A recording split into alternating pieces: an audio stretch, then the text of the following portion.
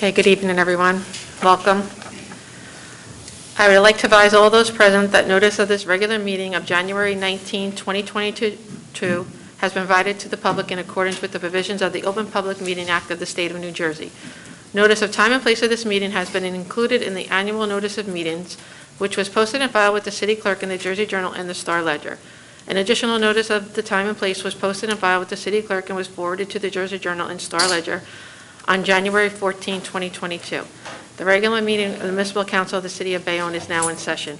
Roll call, please, Ms. Medina. Mr. Carroll. Here. Mr. Galais. Here. Mr. LaPalooza. Here. Mr. Perez. Here. Ms. Nadrowski. Here. Please rise for the pledge.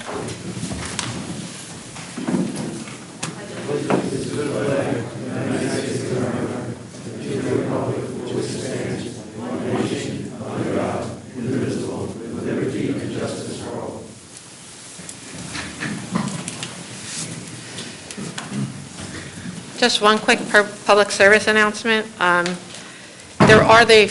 Jersey is offering the free test. You can go online and order the free at-home COVID test. That website came available 2 days ago, actually a day earlier than expected. So I encourage everyone to take advantage of that. That's it. Thank you, Madeline.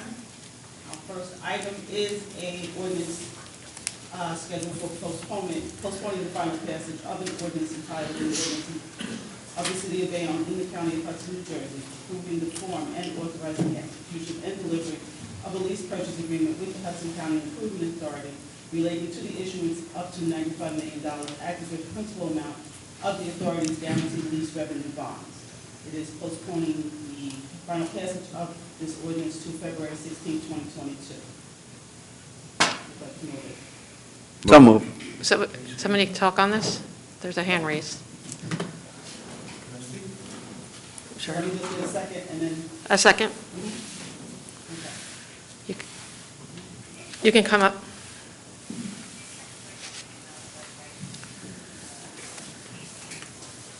Good evening. Pat Desmond, 131 West 4th Street. What is the holdup with this? Why is the local finance board not doing anything with it? There's got to be a reason why they're holding it up. They haven't heard it. It doesn't matter. I mean, we're with the. I It's our mean, choice whether to vote on it or not. listen, it's been on here for over a year now, right? Pretty much. 8 months, maybe. I mean, what are we doing here? The people in this town elect these guys to lead. Somebody got to be a leader here. Something got to be done with this. I mean, well, is anybody calling down there and find out what's going on? What's going on with this? No answers? While it's held up, at where it's held up, I think we need to keep it on here because it's good government. This is something that we have at our disposal. Well, there's got to be a reason why they're holding it up. If it's good government, then let's govern. Specifying, There's I nothing believe it's happening good government here. for us. Them holding it up is disrupting our process. So I agree with you that. You they should be move. calling them to get answers on why they're holding it up. That's why you're elected. I ain't looking to bust anybody's chops, but somebody should be doing something about this. It's been going on for over a year. So, somebody got to speak up. Somebody got to get answers. I mean, I can't come up here and ask a question, nobody have any answers. I believe, I'll answer for myself. We're under no obligation to wait for local finance. That was a decision that some council members here made. I'm of a different belief, but I'm in the minority. I think we're the city. We should lead, make our decision, because our decision should be based on what's good for Bayonne, not really dependent on what local finance is. They're doing a calculation, right? They're not necessarily making decisions for the residents of Bayonne. Well, But that's my opinion, so I will just, I'm letting you I know. would, And it is tend my to understanding agree with that that. actually local finance doesn't want to touch it till we make a decision, so I think we're in. They don't want to stalemate. make a decision. That's why it's staying on here. But anyway, that's my. But somebody got to make some decisions. Yeah, I don't like it in limbo either. I've made several inquiries, and I've been told that we're supposed to get some sort of findings from them, which is why I waited in the first place. Because I don't like to leave things in limbo either. This is insane. I will tell you, I will send an email to local finance tomorrow and ask them. I know I did send a letter, I sent an email to local finance and to the Hudson County Improvement Authority, and Tom Giudice, our executive, specifically asking about this. And I did not get an answer, so I will resend again, but I did actually send down to both of them. I will send one tomorrow. Okay. Thank you. Anyone else? And on the resolution to postpone, Mr. Carroll. Aye. Mr. Galais. Aye. Mr. La Palusa? Aye. Mr. Perez? Aye. Ms. Nadrowski? No. 02 is a resolution postponing final passage of an ordinance entitled, an ordinance of the City of Bayonne, State of New Jersey, authorizing the guarantee of the payment. I thought so. Of the principal and interest of not exceeding $95 million aggregate principal amount of the city's guaranteed lease revenue bonds. And it's postponing it to the meeting of February 16, 2022. Who'd like to move it? Move it. Second. And on that resolution, Mr. Carroll. Aye. Mr. Galais. Aye. Mr. La Palusa? Aye. Mr. Perez? Aye. Ms. Nadrowski? No. 03 is an ordinance amending and supplementing the revised general ordinances of the City of Bayonne by adding Chapter 18 entitled Crane Regulations. It was introduced and passed the first reading meeting at the held meeting November 10, 2021, was published in the Jersey Journal and posted on the bulletin board as required by law, with notice that it would be further considered for final passage at the meeting of December 15th, where it was given a second reading and postponed to this meeting for a public hearing, to this meeting of January 19th for a public hearing and final passage, and is now before the council for its consideration and a public hearing. The council president will recognize anyone who wishes to speak.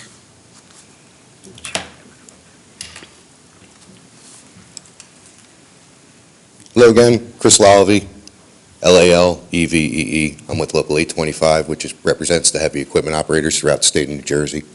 As said in the last meeting, Mr. La Palusa, you said that there were some developers that had some concerns. I'm willing to answer them. I haven't heard anything. Again, it's about safety. This doesn't have a union face or a non-union face, me being a union employee, a union worker. But this doesn't have a union face or a non-union face.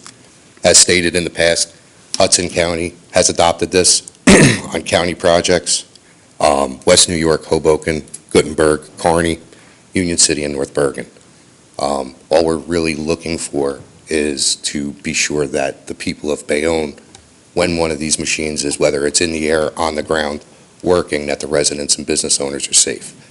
The crane has to be inspected annually as per law. The operator needs proper credentials, which includes CCO, New Jersey State license, and a valid medical card by law.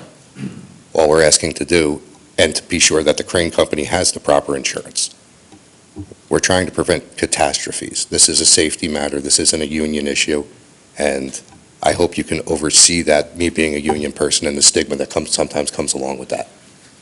But I appreciate your time, and I appreciate you hearing it again. If you have any questions for me, I'd be more than happy from the developers that you said. So I spoke to those developers, I called them back, and I explained to them that this is a matter of just enforcement here, because the laws were already in place. Right. And so a couple of them pleaded, innocence, like I didn't know, and all this other stuff, so.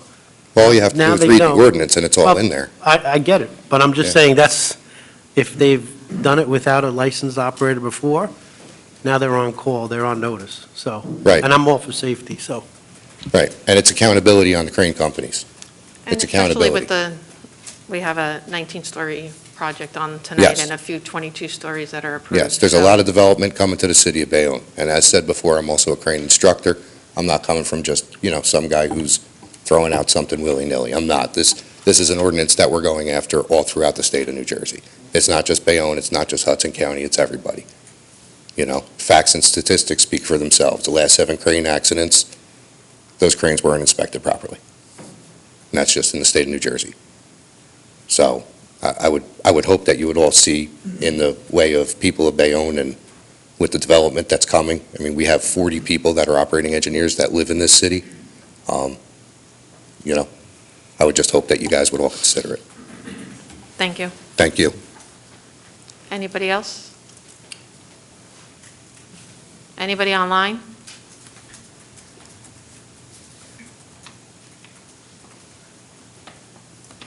I'll take that as a no, Madeline. Yeah, okay. No protest against, objections to, or statements in favor of this ordinance or its passage has been filed with me. I'll take a motion to close. So moved. Second. And on the motion to close, Mr. Carroll. Aye. Mr. Galais. Aye. Mr. La Palusa? Aye. Mr. Perez? Aye. Ms. Nadrowski? Aye. And a resolution ordering final passage. Move it. Second. And on the resolution for final passage, Mr. Carroll. For safety of the personnel and assurance of quality, I vote aye. Mr. Galais? I also, I wasn't here the last meeting, but I watched it, I heard what you said, I approve it. Mr. La Palusa? I'm all for safety, 100%. I think that's the first requirement on any job site, and so I vote aye. Mr. Perez? Agree with my fellow council people here, and not only that, I remember the accident that happened in Jersey City with a crane, and I don't want that to happen here. And also, one thing that he says, union, so I vote aye. And Ms. Nadrowski? Aye. 04 is a bond ordinance providing for various roadway improvements by and in the city of Bayonne in the county of Hudson, state of New Jersey, appropriating $2,500,000 therefor, and authorizing the issuance of $1,697,557 in bonds or notes to finance the cost thereof. It was introduced for the first reading at the meeting held December 15th, was published in the Jersey Journal and posted on the bulletin board as required by law, with notice that it would be further considered for final passage following a public hearing at this meeting of January 19th. It is now before the council for its consideration and a public hearing. And a resolution moved by Councilmember La Palusa, giving the ordinance second reading. Mr. Perez, will you second? Second. And on the second reading, Mr. Carroll. Aye. Mr. Galais. Aye. Mr. La Palusa. Aye. Mr. Perez. Aye. Ms. Nadrowski. Aye. Madeline, can I just ask when you read it, can you just, I had some questions about what the streets are. I know in Section 3, unless you want me to, list the streets that are included. I do see it listed in Section 3 of the ordinance, or do you want me to, because I have it? I don't have a list of them in my ordinance. Section 3 in the ordinance. On the second page. I could read them if you want, but I just, That's fine, let me just get there. Oh, dear God. do you want mine? No, it's fine. Okay. West 4th Street from JFK Boulevard to Avenue C, West 9th Street from Avenue A to JFK Boulevard, from Avenue C to Broadway, West 11th Street from Avenue A to JFK Boulevard, East 18th Street from Broadway to Avenue E, West 25th Street from JFK Boulevard to Avenue C, West 38th Street from Avenue C to Broadway, West 39th Street from Avenue C to Broadway, Avenue A from the railroad crossing near North Street to West 17th Street, and West 27th Street from JFK Boulevard, and Prospect from East 21st Street to East 25th Street. Those are the streets that are going to be repaved. Thank you, sorry. You're welcome. No problem. Okay, so again, second reading is by title, a bond ordinance providing for various roadway improvements by and in the city of Bayonne in the county of Hudson, state of New Jersey, appropriating $2,500,000 therefore, and authorizing the issuance of $1,697,557 in bonds or notes to be financed the cost thereof. And the council president is now ready to recognize anyone who wishes to speak. Are there any speakers?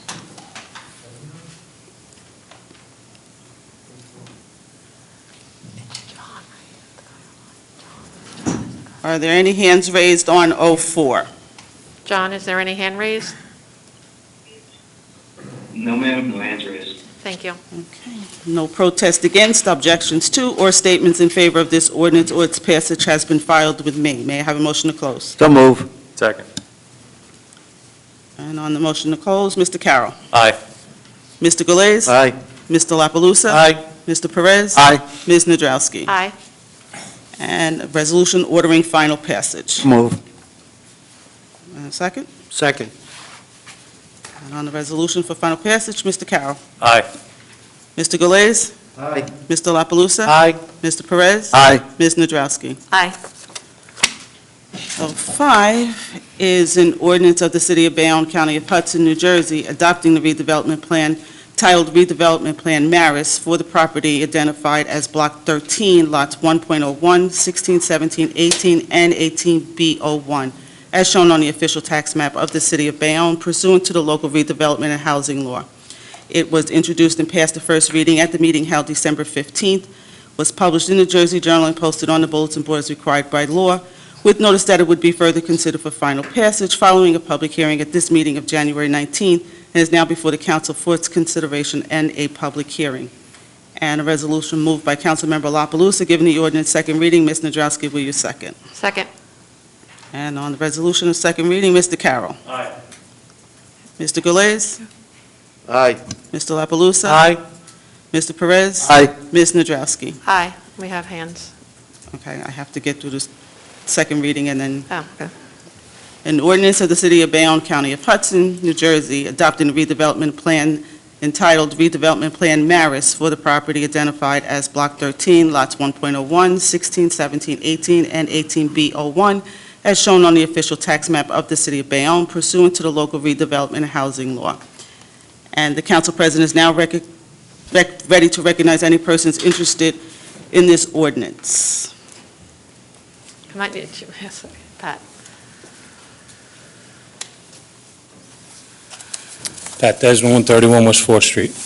Why are we doing a redevelopment plan on this property if the state is taking this property? Didn't they just announce in the paper that they're going to do eminent domain on this property? Yes, they did. So why are we doing a redevelopment plan? I'm not sure it was on before we knew about that. I don't know if this changes things. It's got to change things. I mean, why are we doing a redevelopment plan if the state's going to... I'm not sure, and I believe, I mean, I didn't know about it, but I'm sure some city officials knew about it for a while, about my understanding there was a meeting in 2018 about the turnpike. Let me walk you through the history of this. City of Bayonne had a contract with Marist Okay. to purchase the property at the behest of the Board of Education. Yep. Board of Education wanted the city to be the entity that purchased it. We went through a whole series of proposed bonding issues in connection with it, and eventually that petered out. Board of Education advised the city they no longer wanted or could go through with it because it was going to cost too much money to rehabilitate Marist. At that point, Redevelopment Council solicited developers to come in and see if they could stand in the stead of the city of Bayonne. The first developers that were brought in was, I believe, Mr. Forgione and Mr. Califer, under a corporate entity, to step into the city's shoes, and they had to negotiate their own deal with Marist.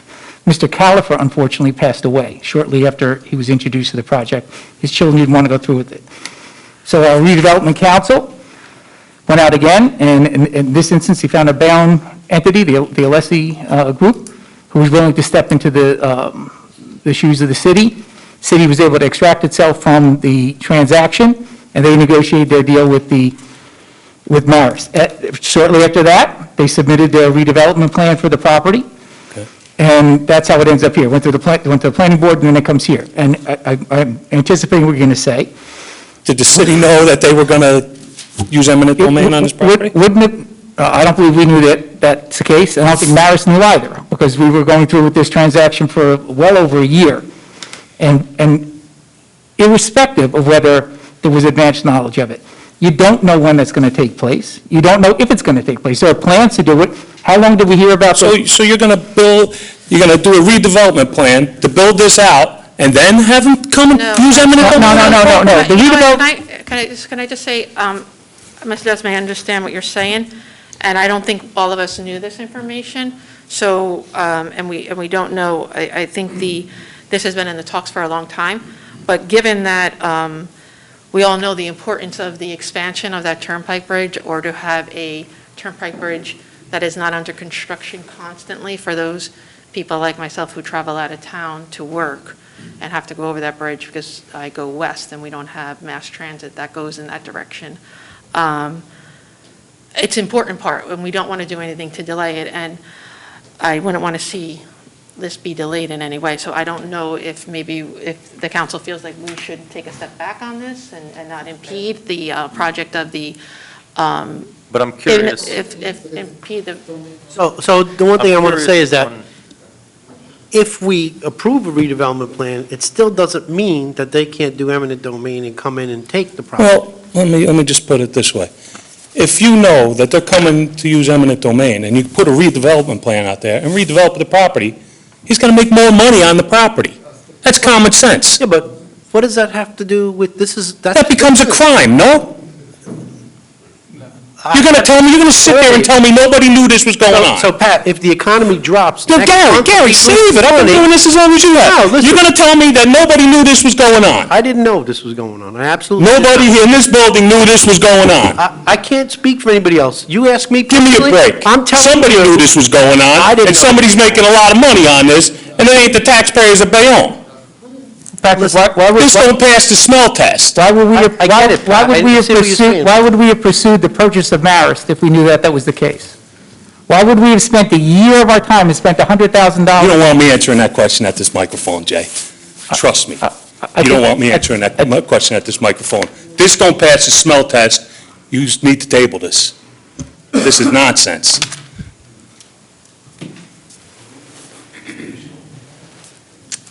are there any other speakers on this?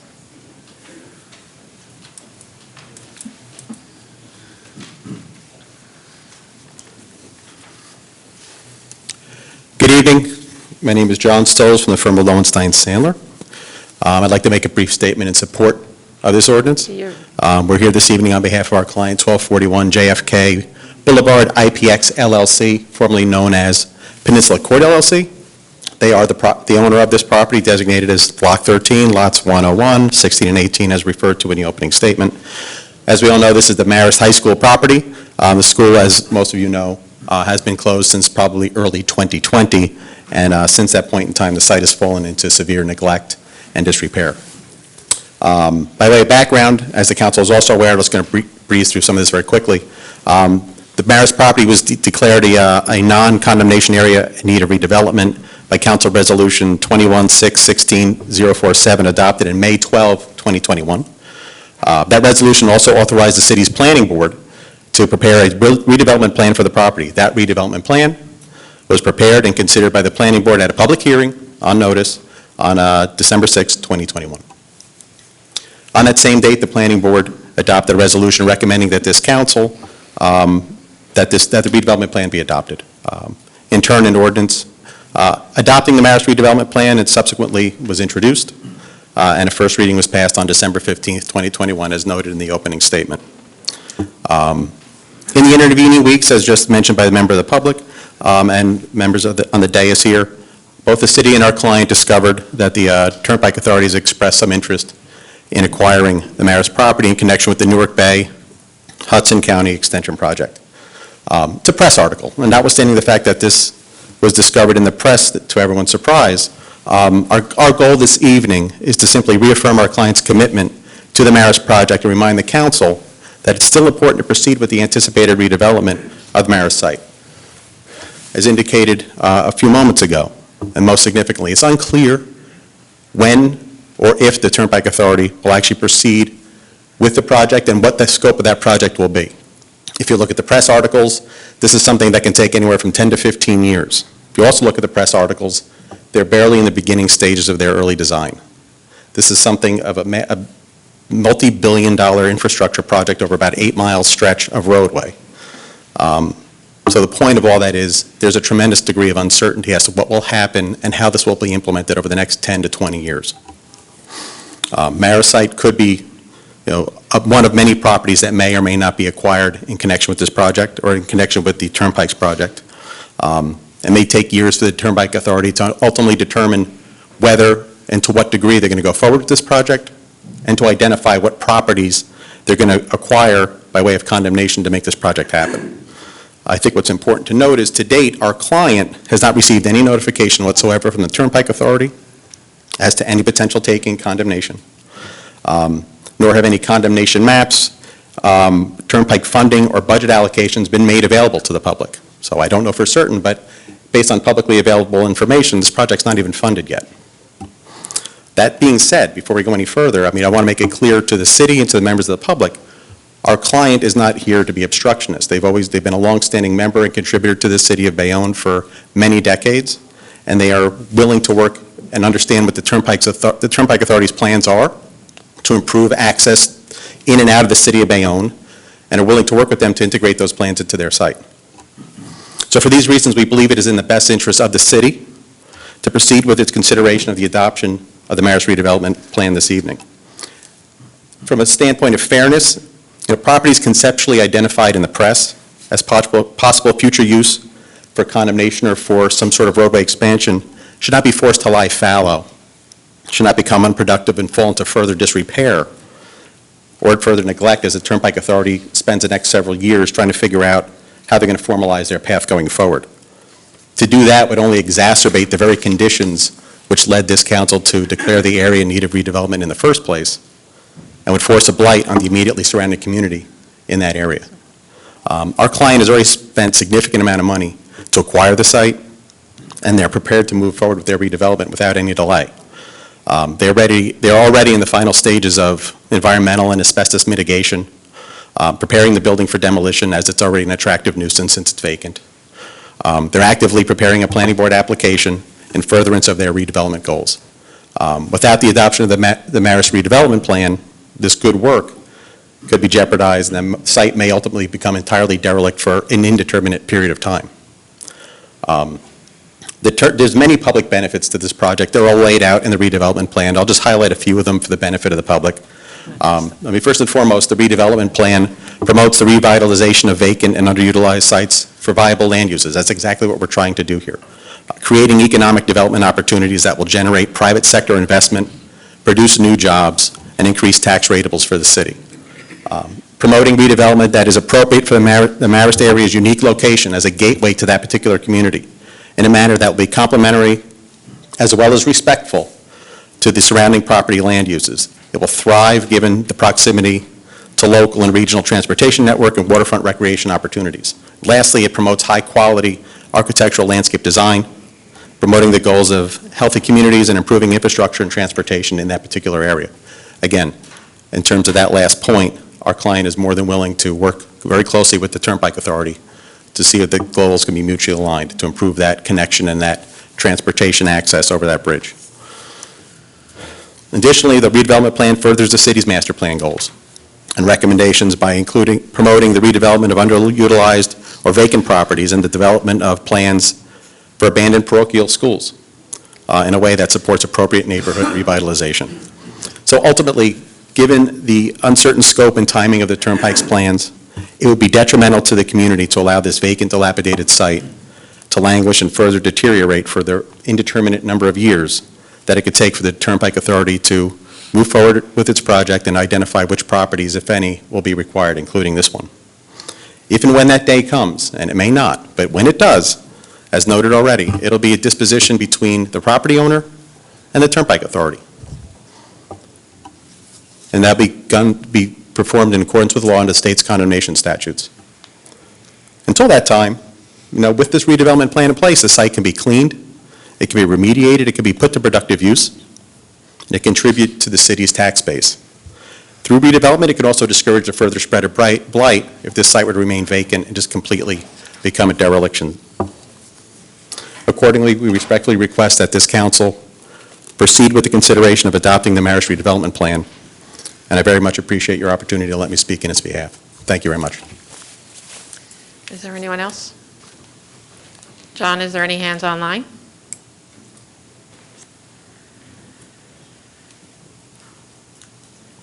I'd just like to say that. Okay.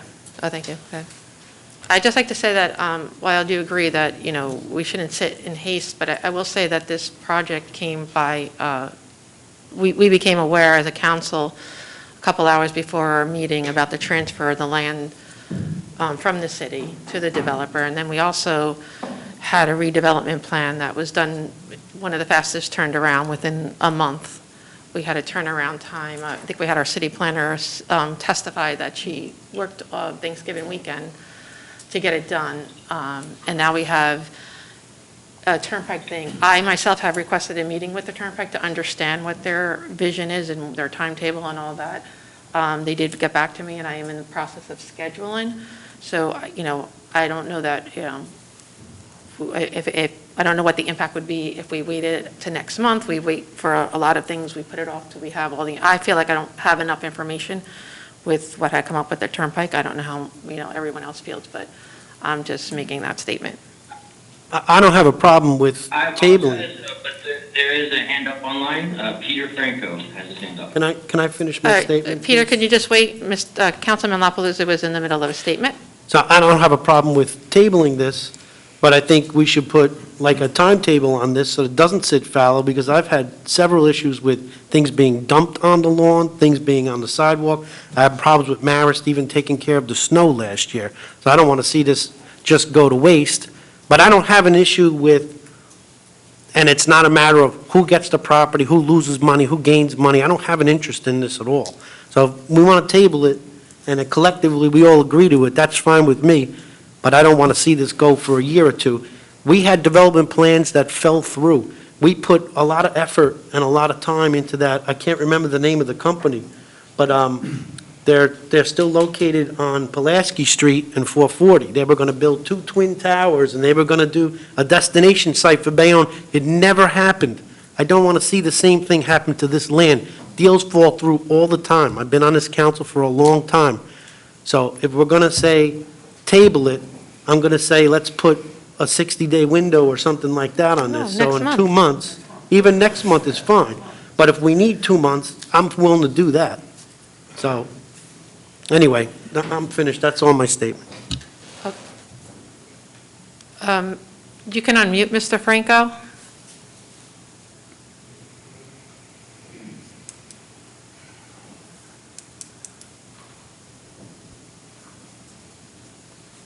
Is Mr. it, Franco, can you unmute yourself, please? Yes. Okay, council, can you hear me? yes, we can. Okay, great. Peter Franco, 109 West 53rd Street. I just wanted to add, I kind of have an interest, in this project being uptown. One of the beautiful gems of uptown is Hudson County Park. One of the big projects that this administration, along with the public had worked on was the West Side Walkway. If there was a way that the developer would be willing to, ultimately enhance the county park, maybe with, some kind of access further uptown rather than 49th, or if we can get some enhancements as far as our West Side Walkway. So that I just wanted to add that as far as, any consideration to what maybe the developer could do for the city. Okay, thank you, Peter. I'm sure they'll Thank take you. it under advisement. They've always are very good about that stuff. Is anybody else? No protest against, objections to, or statements in favor of this ordinance or its passage has been filed with me. May I have a motion to close? Second. And on the motion to close, Mr. Carroll. Aye. Mr. Galais. Aye. Mr. La Palusa. Aye. Mr. Perez. Aye. Ms. Nadrowski. Aye. That's my understanding. You want to postpone final passage to the meeting of February 16th? Who'd like to move it? Move it. And a second? Second. And on the motion to postpone, Mr. Carroll. Once again, that roadway is one of, if not the main artery in and out of this town, and it's important that that get completed in a way that's going to benefit the city of Bayonne. At the moment, I don't see how one issue impacts the other, but I don't mind spending 30 days to get more information and get educated on the matter, so I vote aye. What happens 60 days? Mr. Galais. It's going to be redeveloped no matter what. If it's going to be 30 days, 60 days, 90 days, I hold off if you want 30 days. That was an aye. So you're voting That's an yes aye? for the postponement. Aye. Okay. And Mr. La Palusa? Aye. Mr. Perez? Aye. Ms. Nadrowski? Aye. 06 is an ordinance of the City of Bayonne, County of Hudson, New Jersey, adopting the redevelopment plan titled Gamal Group East Redevelopment Plan, formerly Cash Chem, for the property identified as Block 361, Lot 12, and 362, Lot 3, as shown on the official tax map of the City of Bayonne pursuant to the local redevelopment and housing law. It was introduced and passed the first reading at the meeting held December 15th, was published in the Jersey Journal and posted on the bulletin board as required by law, with notice that it would be further considered for final passage following a public hearing at this meeting of January 19th, but is now the wish of the council to postpone this again to February 16th. Who'd like to move it? Move. And a second? Second. And on the postponement of this ordinance, Mr. Carroll. Aye. Mr. Galais. Aye. Mr. La Palusa? Aye. Mr. Perez? Aye. Ms. Nadrowski? Aye.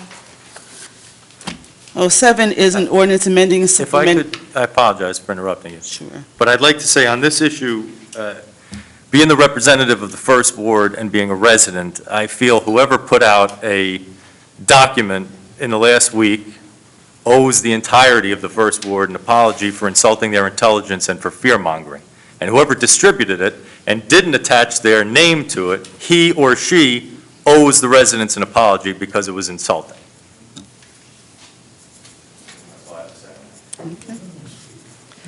We have a hand raised since Mr. Carroll. Go ahead. It'll be a free-for-all. Back there's 131 West 4th Street. No, it's insulting that you try to jam it down people's throats without giving them information on what's going on. The building, the 16-story building that you're trying to jam down everybody's throat. I got it in my mailbox just like you did. Right, weren't you insulted? No, I'm not insulted. I'm insulted that you would try to jam it down our throat. Yeah, I'm insulted about that. How about speaking up and then speak? You just don't even speak at the meetings, for Christ's sake. Why don't you try telling people what's going on? Why don't you try that? Why don't you try bringing the people in and talk to them and say, this is what we want to do? Maybe you have different results. Mr. Desmond? But just don't do that. The fact of the matter is, there's nothing before this council regarding a 16-story building. There was an application made in December by the developer. He's got an as-right application before the planning board. Doesn't have to go to the zoning board, because he's allowed to put a 16-story building, as abhorrent as that may sound. He's got the right to put that building there without having to go for a variance. So he's got an as-of-right application before the planning board, not before the What did city the governor council. just pass about environmental justice? He What did. was that all about? But I would just clarify that. Oh, you don't recognize that But part, the, right, Jay? but- Give me a but break. You in- guys need to start opening up to all of us. I've gone to You work for clarify- us, we don't work for you. Pat, I'd just like to clarify. We just had a statement of fact here. We'll just talk about the statement of fact. It is true that that would be of right, but not with the plan that was, the plan that was before us, the one that that no one would let the public speak on, the one that was just died, that the council wouldn't vote on. That would have prevented the 16-story warehouse because it had different zoning. It's only by withdrawing that did the underlying zoning then come back Well- into effect. Not for nothing, you just put Amazon down there with all the trucks, You don't have to tell me. right? Now you got all these other trucks are gonna be coming in? I live there. Come on, come on, put them uptown. Put them somewhere else, put them in Jersey City. This is ridiculous now. Thank you. I think we finished that, not on. Okay. 07, again. An ordinance amending and supplementing the revised general ordinances of the City of Bayonne, Chapter 16, Rent Control, which was introduced and passed the first reading at the meeting held December 15th, was published in the Jersey Journal and posted on the bulletin board as required by law, with notice that it will be further considered for final passage following a public hearing at this meeting of January 16th, is now before the council for its consideration and a public hearing. This is to extend rent control until December 31st, 2022. And a resolution moved by Councilmember Perez, giving the ordinance second reading. Mr. La Palusa, will you second? Second. And on the resolution, Mr. Carroll. Aye. Mr. Galais. Aye. Mr. La Palusa. Aye. Mr. Perez. Aye. Ms. Nadrowski. Aye. Second reading is by title, an ordinance amending and supplementing the revised general ordinances of the City of Bayonne, Chapter 16, Rent Control. The council president is now ready to recognize all persons interested in this ordinance. Any questions on 07? Any speakers online? No hands raised. Okay, no protest against, objections to, or statements in favor of this ordinance or its passage has been filed with me. May I have a motion to close? Move it. Second. And on the motion to close, Mr. Carroll. Aye. Mr. Galais. Aye. Mr. La Palusa? Aye. Mr. Perez? Aye. Ms. Nadrowski? Aye. And resolution ordering final passage. Move it. Second. And on the resolution for final passage, Mr. Carroll. Aye. Mr. Galais. Aye. Mr. La Palusa? Aye. Mr. Perez? Aye. Ms. Nadrowski? Aye.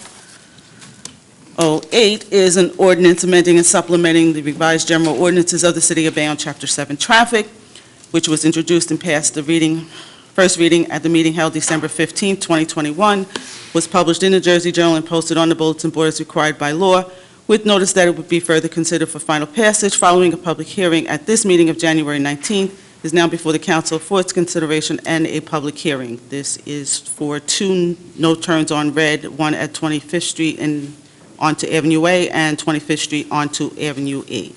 And the Councilmember Galais moved the resolution be given a second reading. Mr. La Palusa, will you second? Second. And on the resolution, Mr. Carroll. Aye. Mr. Galais. Aye. Mr. La Palusa. Aye. Mr. Perez. Aye. Ms. Nadrowski. Aye. Second reading is by title, an ordinance amending and supplementing the revised general ordinances of the City of Bayonne, Chapter 7 Traffic. The council is now ready to give all persons interested in this ordinance an opportunity to be heard. The council president will recognize anyone who wishes to speak. Any questions on 08? Any hands raised online? No, ma'am. Ma'am and ma'am, not his mother. No protest against, objections to, or statements in favor of this ordinance or its passage has been filed with me. May I have a motion to close? Move. Second. And on the motion to close, Mr. Carroll. Aye. Mr. Galais. Aye. Mr. La Palusa? Aye. Mr. Perez? Aye. Ms. Nadrowski? Aye. And a resolution ordering final passage. Move. And a second? Second. And on the resolution, Mr. Carroll. Aye. Mr. Galais? Aye. Mr. La Palusa? Aye. Mr. Perez? Aye. Ms. Nadrowski? Aye. 09 is an ordinance amending and supplementing the revised general ordinances of the City of Bayonne, Chapter 7, which was introduced and passed a first reading at the meeting held December 15th, was published in the Jersey Journal and posted on the bulletin board as required by law, with notice that it would be further considered for final passage following a public hearing at this meeting of January 19th, and is now before the council for its consideration and a public hearing. This is deleting 6 restrictive parking zones, and a resolution moved by Council President giving the resolution second reading. Ms. Nadrowski, will you second? Second. And on the resolution for second reading, Mr. Carroll. Aye. Mr. Galais. Aye. Mr. La Palusa. Aye. Mr. Perez. Aye. Ms. Nadrowski. Aye. Second reading is by title, an ordinance amending and supplementing the revised general ordinances of the City of Bayonne, Chapter 7, Traffic. The council is now ready to give all persons interested in this ordinance an opportunity to be heard concerning it. The council president will recognize anyone who wishes to speak. Any questions on 09?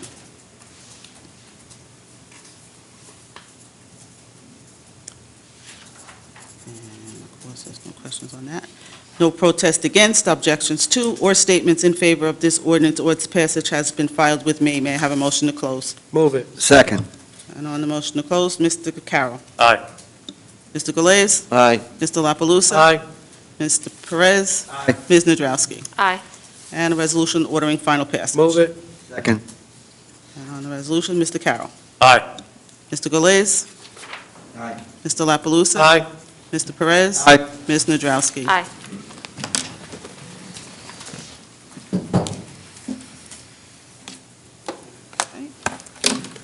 Our first speaker is Abraham Mitchell.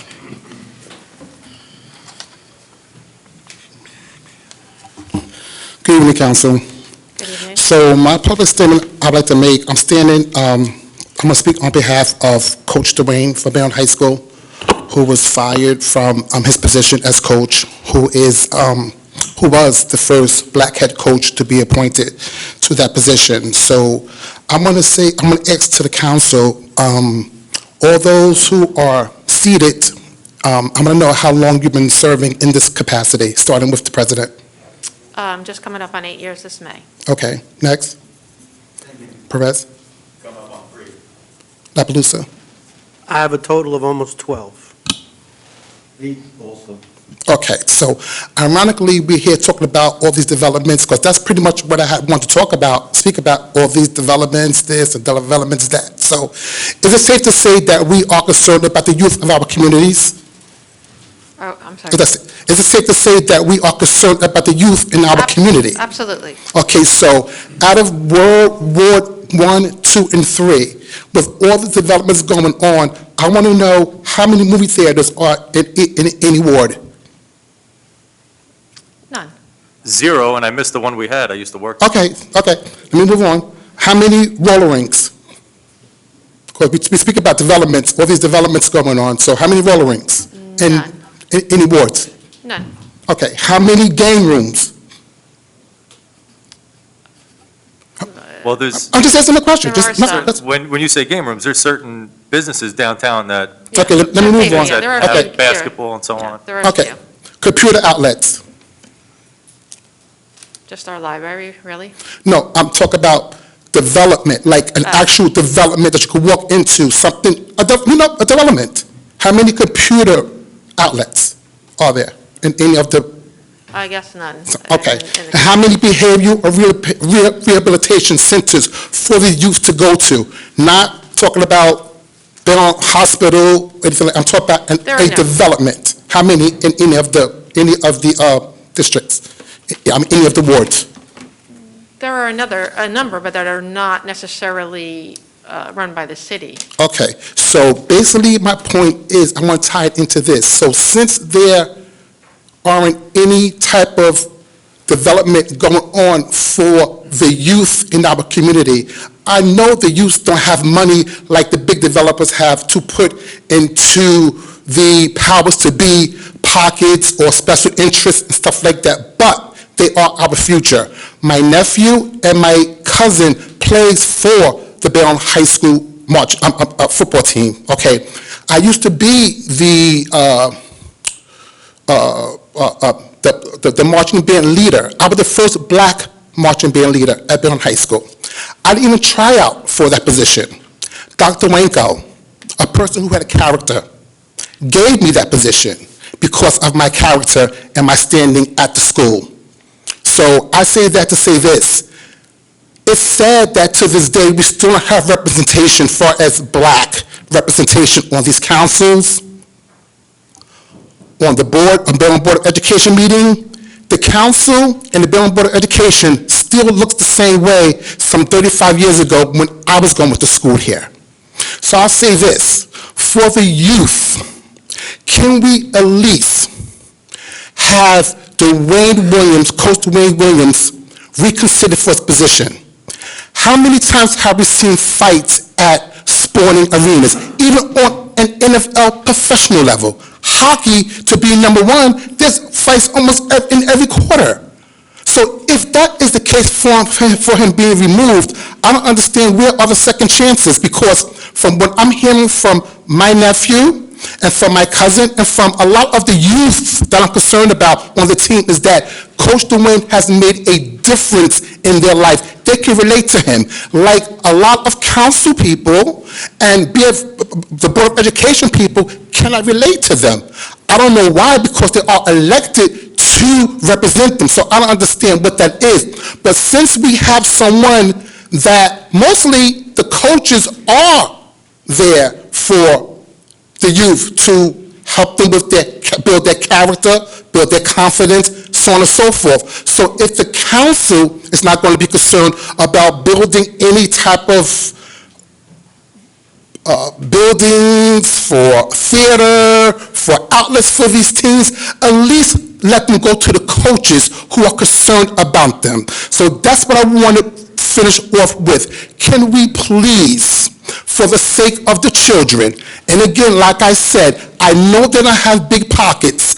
I know that they have million-dollar contracts that they could bring before you for these developments. So since they don't have that, and they do have a coach that's interested in their bottom line, can we reconsider having Coach Dwayne Williams reinstated as coach? Because I think it would benefit not only the black students, it would benefit the Hispanic students just as well as the white students, because when one wins, they all win. And understand, these kids do not think like we thought 30, 40, 50 years ago. They don't think like that. They all wear the same shoes, they all wear the same pants, they all listen to the same music, they go to the same places. They're not interested in racism. They're not interested in that nonsense. Maybe we still are, but they're not. So give them that benefit of the doubt and let them enjoy their coach that they can relate to, that they can enjoy, and that they can take their concerns to, because obviously the city is not concerned. Thank you, Mr. Mitchell. I just want to say that I did attend the board meeting that you spoke at. I was there in the audience. I saw you. I have supported Mr. Williams. I just want to say that I hear you. Unfortunately, I 100% agree. I sat there, I listened to, I guess it's a lot of the same students that are here tonight. I heard them speak. They all were well-spoken.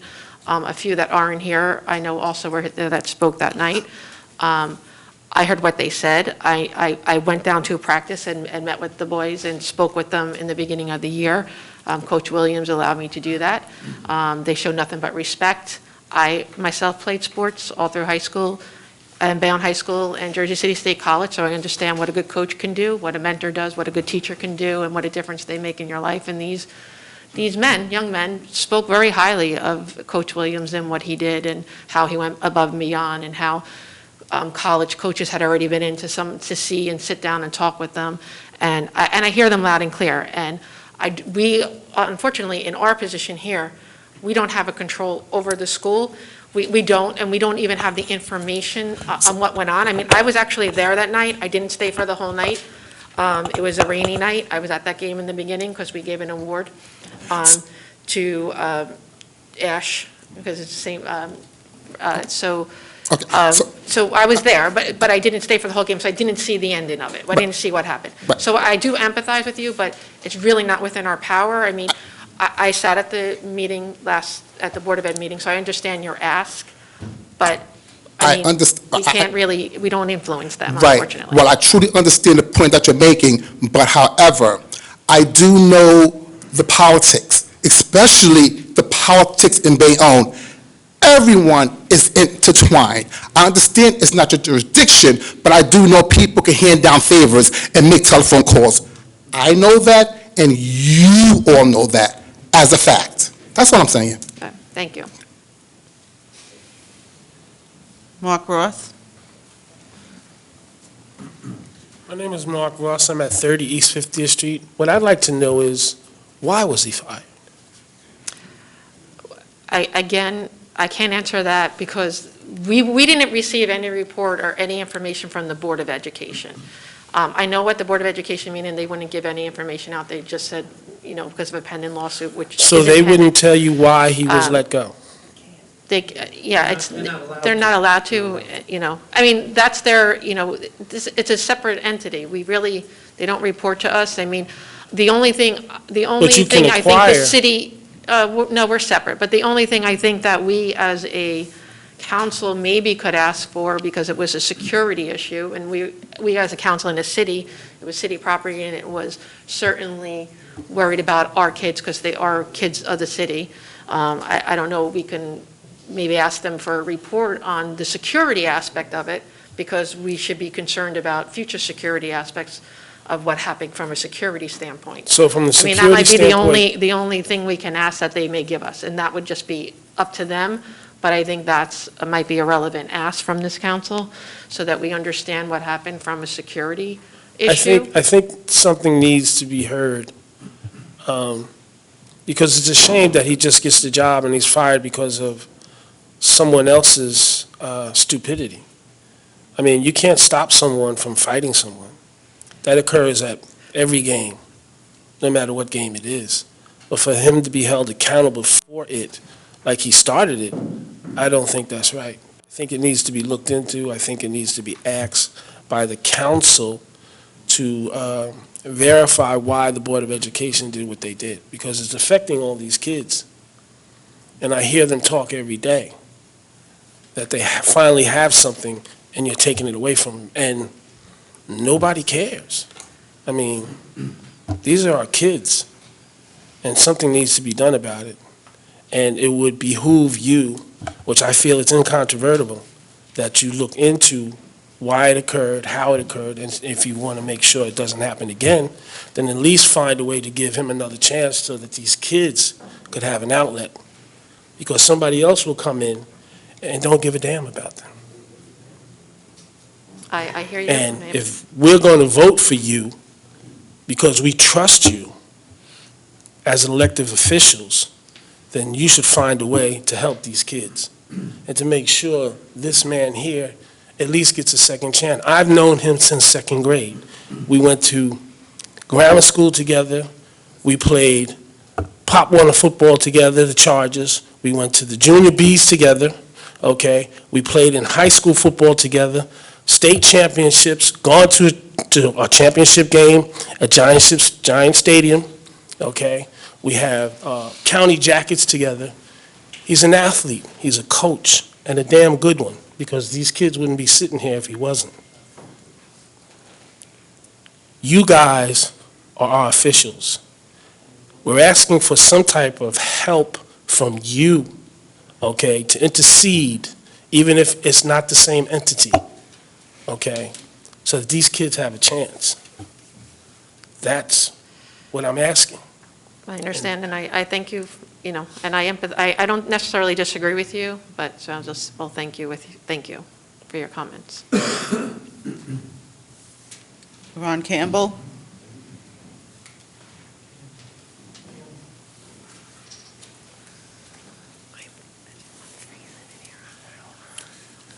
Hey, good evening, everyone. My name is Ron Campbell. I live at 75 West 44th Street. I know Dwayne Williams is more of a brother as well as a friend. He's done so much for the community over the years, known him over 4 decades. I don't want to tell our age, but he's been truly a pillow and a mentor as well as a big brother to me. I felt it in my heart when I heard everything that was going on to come up and say some words, but what touched me the most is that from my perspective, knowing Dwayne all these years, he's a Hall of Fame guy and a Hall of Fame citizen. And when he got the job as a coach, I felt BP. That's Bayonne pride. I said, well, maybe we'll be back on track. We're getting to a very positive place. The kids have definitely represented this year. And one bad incident, I don't think it should cost the guy his job. From my perspective, as a friend, he's a Hall of Fame guy. You know, Hall of Fame father, Hall of Fame brother, son, uncle, and he's touched a lot of these kids' lives. And, it brings me back to everybody with the sports. I remember Tony Dungy. He put all the ingredients together with the Tampa Bay Buccaneers. He was a good coach, and it got that close. But they didn't give him a chance. But Dwayne has the formula, and he has the ingredients to bring out the best out of these young men, not just on the field, but off the field. And it was in my heart to really just come up here and say a few words. You know, unfortunately, with politics that are involved, you know, we want to see change. But this is one of the most disheartening things because, you know, just like with Tony Dungy, he kind of needed just a little bit more time, but he had the recipe. Although they fired him, he went to another team and was able to rebuild, and he became a Hall of Fame person and coach and led his team to a Super Bowl. Dwayne got something special going on with these kids, and he knows his thing with sports, and he knows how to touch these young gentlemen as well as other kids in the community. And it's a shame what happened. You know, sometimes we stand by and we look at everything and say, hey, you know, Well, it's a shame what happened. It almost reminds of that old poem. First they came for the yellow man, then they came for the white man. I didn't say anything. Then they came for me. There was nobody to speak up for me. But I don't know if things is going to change, unfortunately, the way politics is. I believe that with Bayonne Pride, I hope that some of the words from these students and people touches you guys' hearts. I know you guys don't have anything really to do from what you say, but we all can do something, even a conversation, something. And it was a lot of pride to see Dwayne get that opportunity. It was well overdue. And I say to Dwayne, we're proud of you. I'm your brother. I stand by you. A lot of people, we stand by you. And Mama Williams and Papa Williams and your family, we're proud of you, and we're proud of what you did. And I say, stay focused. You're not finished yet. I hope that you do get a second chance, but I know how good of a person and coach that you are. If it doesn't work out here, you're going to be all right. I say, focus. You're not finished yet. And I tell these kids, all the lessons and the conversations and the training, take that in life and learn a lot from this. And speak from what's deep in your heart. And I know the politics, I repeat myself, but I hope that you guys give them a second chance, another chance. And I thank everybody for coming out tonight. Thank you guys for hearing us, and all the best.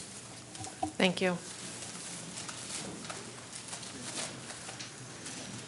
Elijah Ortiz.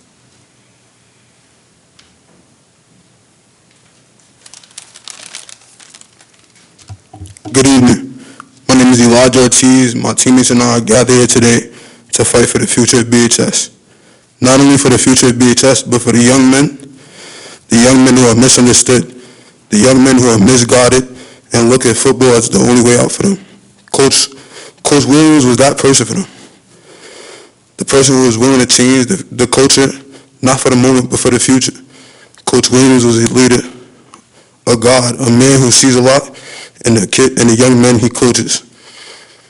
My question for you guys is, why was nobody from the security team fired if it was a security issue? Again, it wasn't our security team, that's the Board of Ed. That was the questions when I was at the meeting that was raised. And I can't say I don't have the same questions, but we don't have access to that information, and they don't work for us. They're completely separate. They don't answer to us. We don't fire them. We don't hire them. We don't have that control. We could certainly ask questions, but they're not obligated to answer us. Right. Another one of my questions. Do you guys believe this is the right step in BHS's future? Do we believe it to what? The right step in BHS's future. I don't know that we're qualified for that. I'll say personally, I know Coach Williams, and I respect Coach Williams, and I heard what he means to the players on the team, and I know where his heart is, and I know that he cares about the players as a human, as a whole person, not just as a player. He cares about their future and mentor. He's a mentor. He builds you up, and he's, preparing you. I believe that. That's me. But again, I don't believe that. I know that to be the case. But again, we're not the entity that hires or fires. So I can only speak from my person. I don't know if anyone else, but that's how I can agree with you on that. But again, we don't get to make that decision for the Board of Ed. And I know you know that. I know you were at the meeting and you spoke there also. Mm-hmm. All right, thank you. Can I say something? I go back a long time with Coach Williams when he was at Marist even. And I think he's a stand-up guy. I knew him from then. I didn't even know the particulars of what's happening here. The last couple of years, I don't know if you heard, but my wife passed. I used to go to all the Board of Ed meetings and stuff. Not all of them, but a lot of them. So I'm going to inquire and try and find out. I can give it my best to see what happened, but not knowing the facts right now, I can't say I'm going to do one thing or another, because this is all new. Yeah, that's all we're asking for. Help, But we're going to do our help best, from but the it's people not that are this- inside. But it's not this group that makes decisions. We didn't make a decision to have him go either. So, well, I just wanted everybody to know the facts. All right. Thank you. Thank you. Gerald Baker. Someone wrote something in the chat here. Are you online on this meeting? No, you're not online, are you? Somebody wrote something in the chat. Good evening. I would like to speak on the behalf of Coach Dwayne Williams. I'm not from BHS. My cousin Elijah Ortiz, who just spoke, goes here. We talked about the future of BHS and what Coach Williams meant. One fight does not define this man. A man who was willing to help guide these kids, take them out, and introduce them to new opportunities. So my question to you here is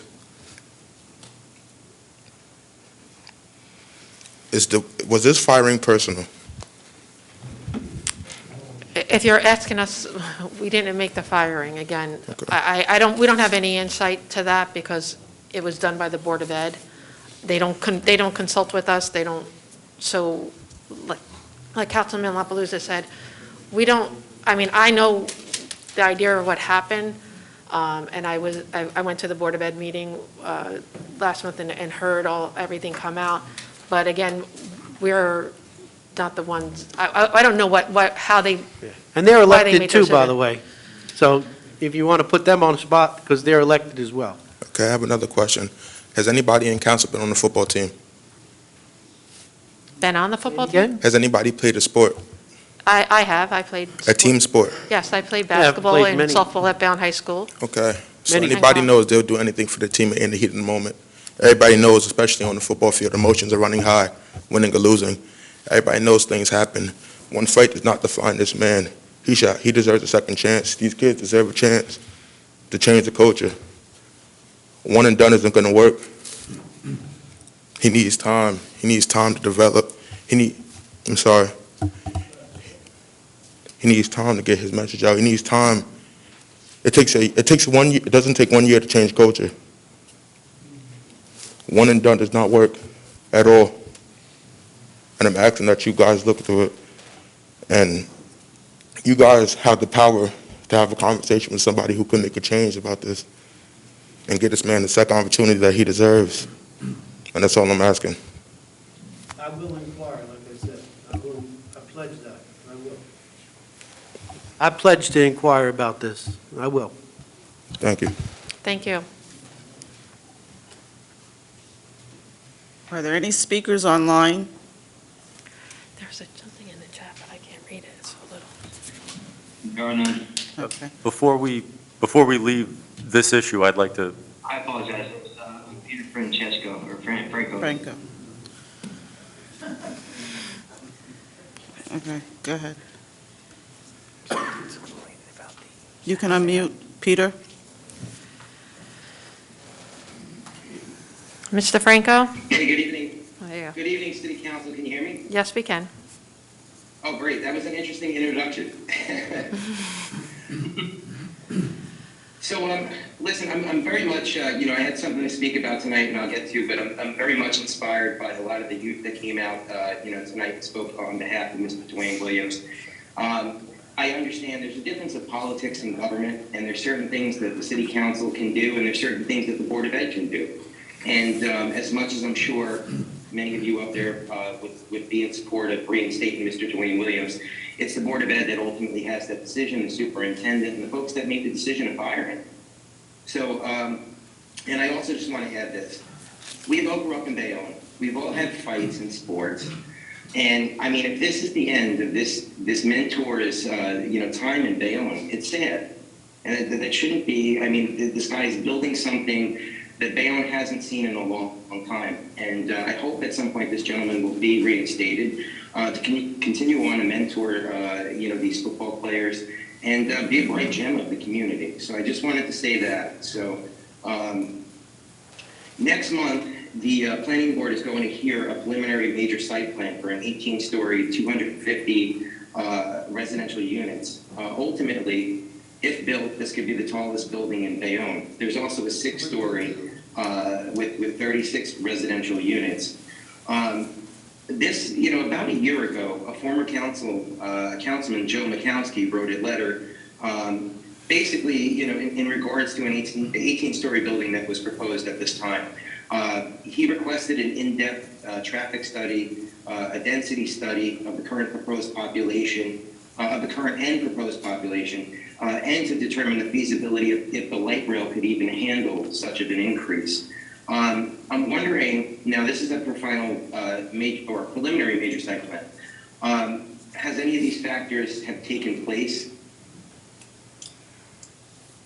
Mr. Franco, I want to mark the date and time. We are in complete agreement on this issue. A year ago, when this came up, I introduced those things at a meeting, and Mr. Makowski's letter cited me in the article, saying that he wishes that we would approve this. I was shot down. I was voted down when I called for a density study. I think the quote was, I didn't need that, or they didn't need that information in order to vote on the issue.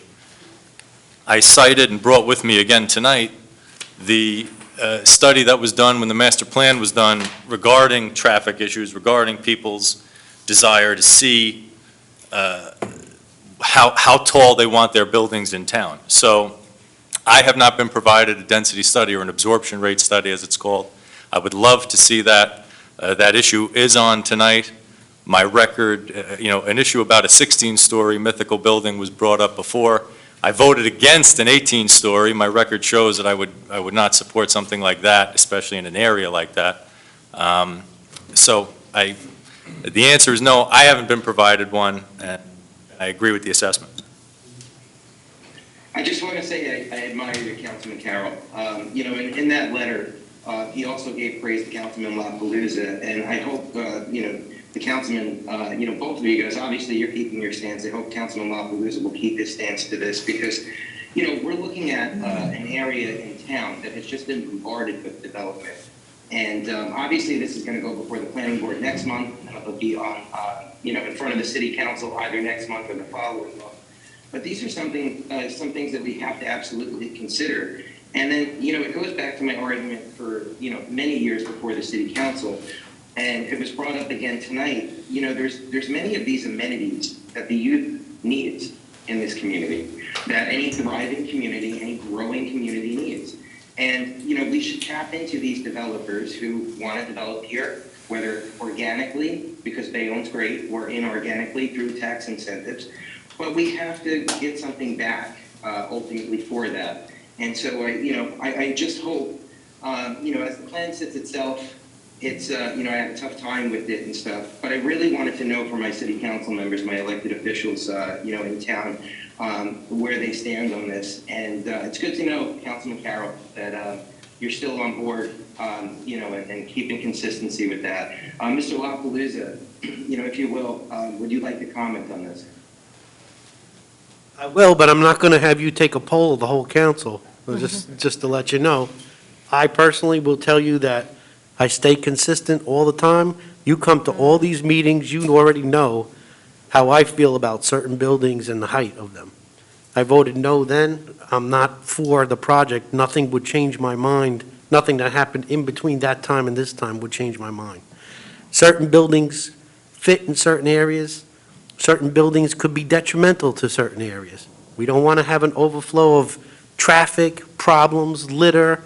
We don't want to have people living on top of each other either. And those are all issues besides safety issues as well. So now you have my answer, Peter. Awesome. Thank you so much, Councilman LaPalooza, Councilman Carroll. I appreciate it. Thank you. Okay, next speaker is Javon Stevens. Could I just interrupt for one moment? No. I just want to address the people that spoke earlier. I'm absolutely impressed, and I appreciate you coming here tonight. I'm a teacher in the system, and I only hope that I've made enough of a difference to get a crowd like this to come out and speak in favor of me. But for better or worse, the council meetings get all the attention, and the school board meetings do not. So given that we cannot impact, influence, or get the answers that we want from the school board, You being here, you speaking in public will get attention, and that will get the job done. And what you're doing is good. The way you did it was excellent. I'm proud of each and every one of you. And like I said, I would sign my name to any inquiry, and I think we ought to do it as a whole, not individually. I think we ought to send a memorandum over to the school immediately. But I cannot tell you how proud I am of you. Obviously, I said I would inquire. If you want to do it, if you want to do it as a group, I don't have a problem with that. But again, just wanted everybody else to know, they don't have to answer us either. That's the thing. We Yeah, have we no will- way of we- making them send us a report or answering us at all. We would hope that they would see the reality of this, you know, so. You got the, Hello, I'm Jovan Stevens, one of the captain of the Bayonne High School football team, and I'm here to speak on the regards of Coach Dwayne Williams and the future of our Bayonne High School football team. I want to start off by saying, with all my high school experience, no coach has helped the kids the way Coach Dwayne has helped. I've spoken to Division II, Division III, and even one Division college coach through the help of Coach Dwayne. I've been in Bayonne High School all 4 years, and Coach Dwayne has brought in more college coaches in a month to speak to me and my students than any of the previous coaches. Some of my teammates and I were not planning on going to college at all until Coach Dwayne changed our minds, as he did with many other kids in his previous teams. The Bayonne Board of Education has been looking for a new coach for the past 3 years, and it's not fair to the kids that they have to deal with the in and out of new different coaches every season.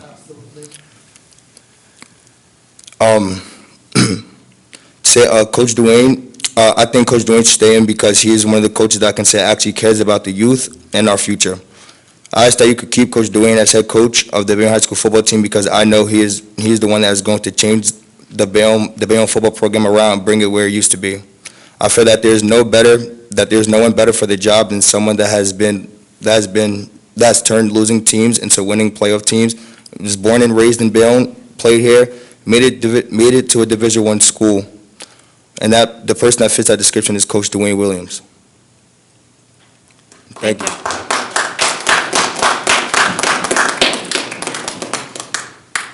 Chuck Waldron.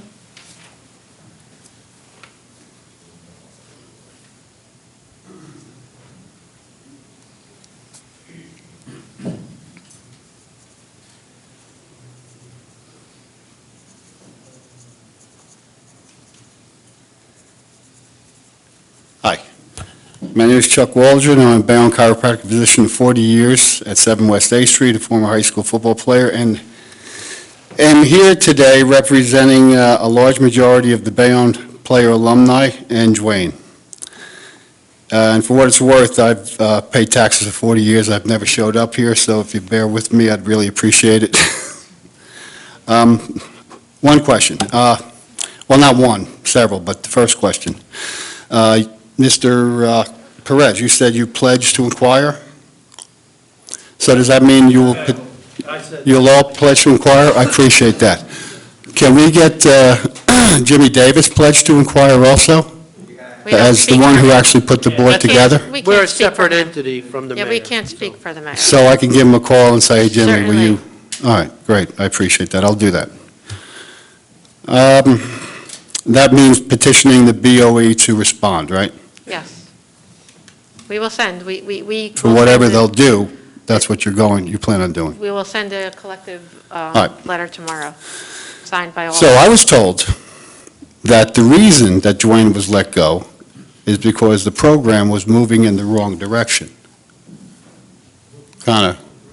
So I heard that comment about the smell test. That was Pat back there. So I don't think this passes the smell test at all, this reason. I forgot my folder over there, but I've researched 50 newspaper articles across the country about thank you. 50 articles of newspaper articles and 35 of them here across the country documenting opposing football teams brawling and their outcomes. We all know that football is a very aggressive, physical, and emotional sport, and fights happen. And although some of the players were punished for what they did during the fights, not one coach was reprimanded, nor was he fired over these fights. So that is kind of telling as far as what happened at the last game of the season. If that was a reason, it shouldn't be. Now, we did have a security police team there at the stadium, right? Yes. We always do. I Yes, know we we always did. When I was playing ball, there's always a few cops, right? Yes, there were Yeah. cops Well, and in their defense, you can't be everywhere at once, No. just like the coaches can't. I mean, the protocol for a coach would be, you see a fight happening amongst two teams, you get to the fight, and you safely and effectively stop it. That would be the protocol in all cases. See the fight, get to the fight, and stop it. I believe that's what Julian did. He saw the fight, he got to the fight, and he helped stop it. Now, I spoke to the opposing coach at Barringer at the BOE meeting that we were at. We were at a Board of Ed meeting. Unfortunately, every voice fell on deaf ears. Another problem. But I talked to the opposing coach. He said that his team started the fight, not the kids out of Bayonne. His team ran over there and started fighting. As a matter of fact, one of his players was swinging a helmet around, trying to use it as a weapon against the other players. So I think if any coach should be in trouble, not that he should be in trouble either, because he has, he probably did the same thing. He saw the fight, he got to the fight, and he stopped it. But if there's anyone who should be in trouble, it should be the player swinging the helmet around, not Coach Dwayne. Okay, the ages between 13 and 18, and you've heard this before, could be the most important developmental years in our entire lives. So what are the qualities we need as a head coach? One who is a good coach or one who is a great coach? Somebody needs to be special with this age group, not just a good coach. A good coach will teach the game. He'll show players how to win. Dwayne is a great coach. Dwayne has all the qualities of a great coach. He has experience. All-state high school player, played on a college national championship team, and a Hudson County Hall of Famer. He has an amazing resume. He has turned several teams around from losing teams to winning teams. Very effective at doing that. The thing is, he wants to coach our team here. He wants to turn the program around and make it a winning team again. And there's certain positives to that, that's for sure. And we all know them, especially affecting the rest of the high school. Team spirit, But school pride's a big one. Winning tradition benefits only the team, but the entire school. It's the fact that school pride generates a great deal of positive energy. And the catalyst to that energy is winning. As a player at Bayonne High School, we would see this unity, this team spirit every game. Nothing like a packed house to motivate a team. That in turn motivates the students. It's a literal win-win for the school. So a great coach benefits the entire school, not just the team. As far as Dwayne,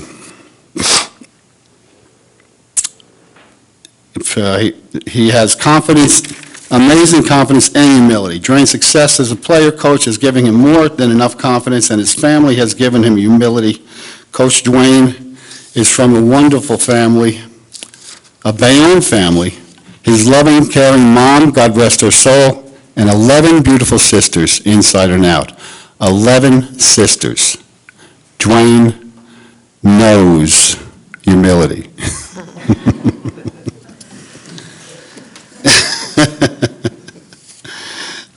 Coach Dwayne's life ambition was to come back here and coach his home team. He could have stayed at those other schools. They loved him there. They didn't want him to leave. Hell, he made them winners. But his life ambition was to come back here and help not only the team win and the players, but help the kids. You know why that happened? Why Dwayne wants to do this? Is because that happened to him, that happened to me, and that happened to a lot of players here. We felt the love playing ball for Bayonne. And he wants to do that again. He wants the kids to benefit and feel the love. And you should not stop that. No one should stop that, especially if they want somebody else to coach, or they have a special friend who they think might want the job. Like, again, there's a difference between a good coach and a great coach. Great coaches don't come along a lot, and if you play the game long enough, you know that. You'll have a handful of mentors, maybe. My father was a great mentor for me when I was Pop Warner. But very few after that, and I played through college. Mr. Rahon was a mentor, Mr. Lee was a mentor. But other than that, we had good coaches, but not great coaches like them. In closing, Dwayne has a great desire to give back, and that is an extreme amount of love and loyalty for Bayonne and her people, especially the youth. He is bringing back the tradition and pride and has started to turn the program around from dismal to respectable in one season. Now, do you guys know what the record was for Bayonne 2 years ago?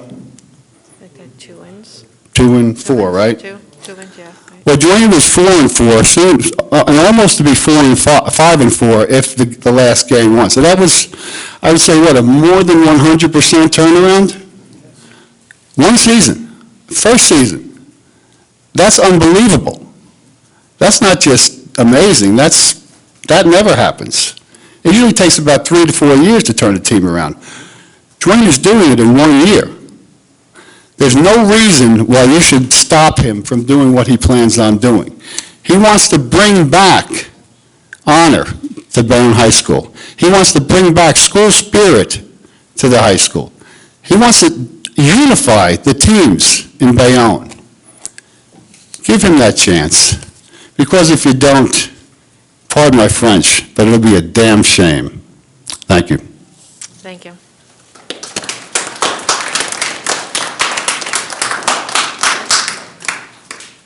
Sean Hill.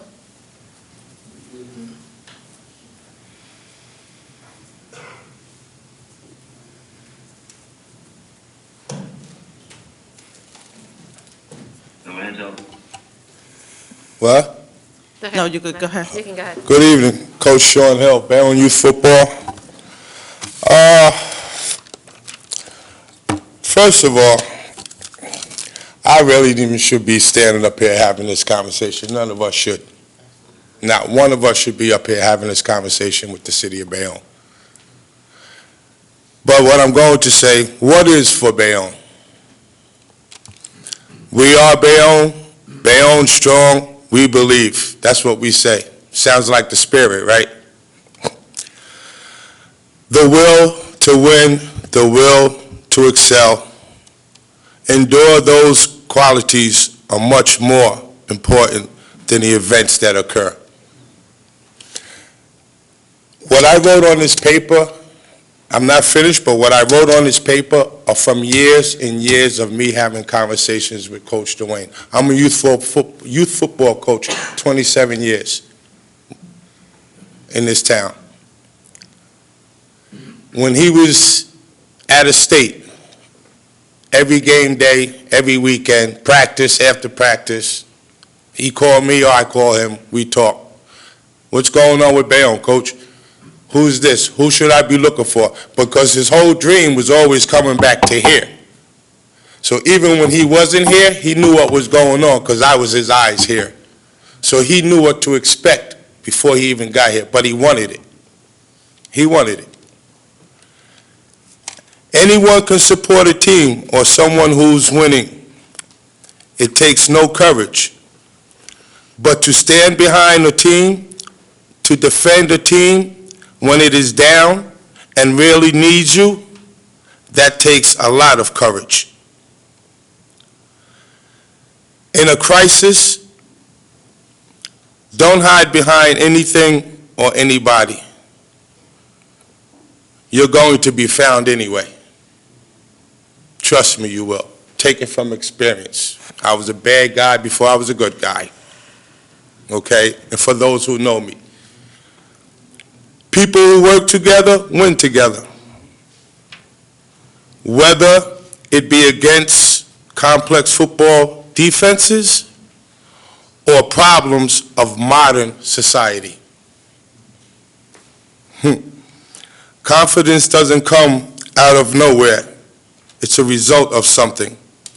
Hours, days, weeks, and years of constant work and dedication.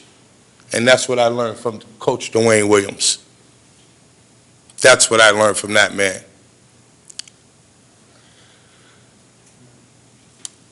Raise money for the youth football organization. That's where it starts. Thank you, Sharon Nadrowski, for your donation for the youth football program. You're welcome. Okay, which Coach Dwayne is trying to unite with the high school. Nobody's ever tried to do that.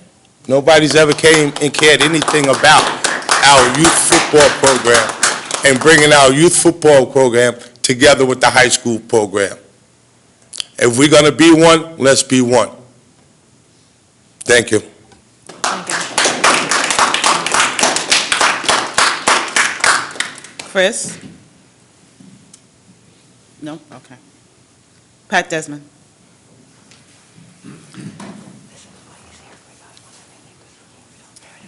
How you doing? I'm here to support Dwayne Williams, of course. They finally got the right guy to be the coach, and now he's there 2 months and they try to push him out the door. It doesn't make any sense, and I know there's two separate entities here, but we're coming to you asking you for help, to step in and try to get some sense into their heads over there. It doesn't make any sense. They're trying to make him a scapegoat for a fight. I was at the game, and so I saw you at the game, and I saw other people in this room at that game, but Dwayne didn't start the fight.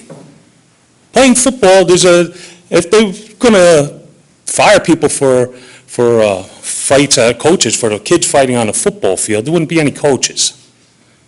You know what I mean? If they were going to lock people up for fighting on a football field, me and Tommy been in jail for life. It doesn't make any sense.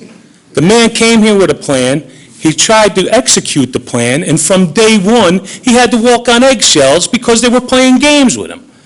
And anybody that tells me it wasn't politics doesn't know what they're talking about, because I was standing there with them every step of the way. Now, the athletic director and the guy that runs the school system, who's from Newark, by the way, not from Bayonne, from Newark, didn't want Dwayne. They never wanted Dwayne to be the coach. They, in fact, tried to pick somebody else. And when that fell through, I had brought everybody on that board a package with all the people that recommended Dwayne for the job, college coaches, high school coaches, friends, family, everybody and they never got it until the day of the vote. That's number one. Number two, Dwayne did his job. Even though they threw roadblocks in his way every step of the way, he did his job. And he would call me every day and let me know what was going on, and I'd go down and watch the practices, and I'd see for myself what they were doing.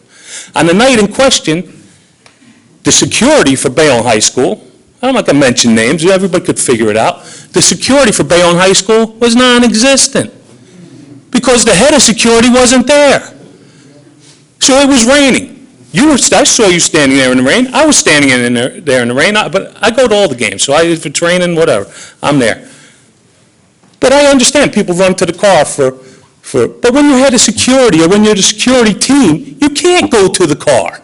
You can't go hide in the building. Even though it's a high school football game, if something breaks out like broke out that night, they're supposed to be there to break it up. The referees on the field are supposed to separate the teams. They're the law enforcement on that field, not the coaches. The coaches are on the sideline. When you break the teams up, you send one team that way and one team that way. They didn't do that. They did tell the Barringer team to go and get on the bus, which they didn't do. They went this way and came back and started the fight. Dwayne didn't start that fight. Dwayne's kids didn't start that fight. Did they fight back? Yeah, everybody got a right to protect themselves. But they didn't start the fight. Dwayne has a bigger ideas for these kids than just football. He wants to see every one of them get a college education. He has a plan for these kids. He's thought of this for years because I've been talking to him about it for years. I know for a fact he's been thinking about it for years. What's been done here is an injustice. They need to straighten it out. I get it, everybody makes mistakes. Well, maybe you could talk to them and correct their mistakes. Because what they did is a mistake. You finally had people back in the stands caring about the football games again. And you want to talk about fights? There was fights in the stands. Did Timmy Carey get fired for that? He's the head of security. He didn't get fired for it. But you're going to go and make Dwayne a scapegoat for the stuff that they didn't do? It doesn't make any sense. I know you have nothing to do about it, but we're asking you to stand up for him, man. We're asking you to stand up and go to the next meeting. Go there with Dwayne. Stand with Dwayne. Go there and stand with him and show them that what they did is wrong. What they did is wrong. That he was there 2 months. 2 months, and they make him out to be the whatever. And as far as them saying he should be suspended or all that was nonsense. That was nonsense. Your baseball coach over there, all the shit he's done, never once was he suspended. Never once was he suspended. He didn't even get in trouble for the stuff that he did. And then one of them, there was a gun involved. So you could say what you want. He didn't do anything wrong. And I stand behind him 1,000%. And he should be the coach of that team. He's the right guy. He's a great coach, and he cares about them kids. And firing him is not the right thing to do. Thanks. Thank you.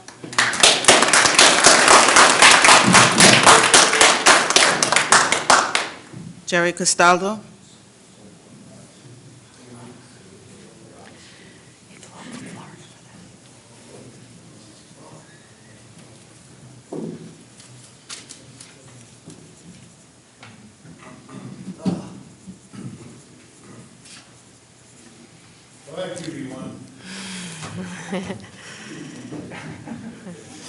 Every time I see a microphone, I want to sing. I was just going to say, you're going to sing for us. Thank you for having me here. Everything was really said. You know, you talk about the fight. It's really not the reason. They use it for a reason.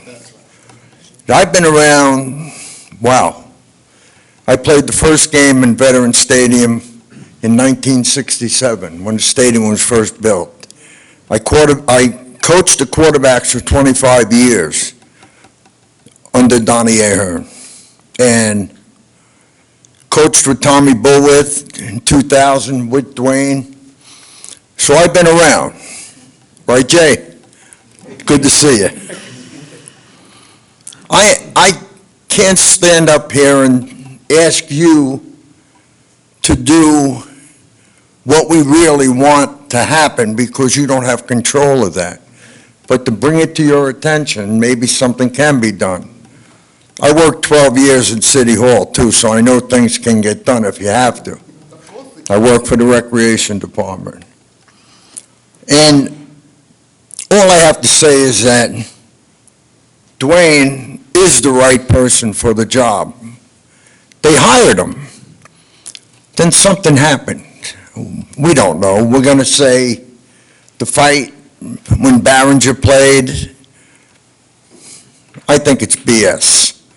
Somebody doesn't want Dwayne there for some particular reason. Are we ever going to know? But I'm not going to hide behind that. I know that's not true. What I will say is that that is the man for the position. And, you know, I'm going to tell you something. In 67, when we played Marist, the first game there was an estimated 8,000 to 10,000 people in the stands. Me and Dwayne talked about that. And he was a young kid. And he even said to me, I didn't come to watch Castaldo play. I came to see Dan back play. I owe you one. Anyway, that buzz around the city back then was tremendous, and that same buzz happened when Bullwith Tommy Bullard coached in 2000, and God rest his soul. He brought that back. I seen it, I felt it. That buzz around the city, people wanted to come to the games, the old players came out. It was tremendous. And then he's fired. What the hell did you hire him for the first place? You got to ask yourself that. I know you don't. And I love what you said before. Tremendous.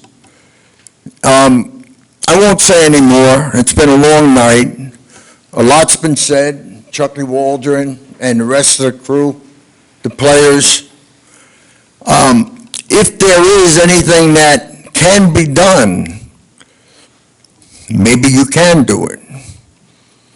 If not, then we know what we have to do next. And I'm sure that'll at least be given a try, because Dwayne Williams belongs as the coach.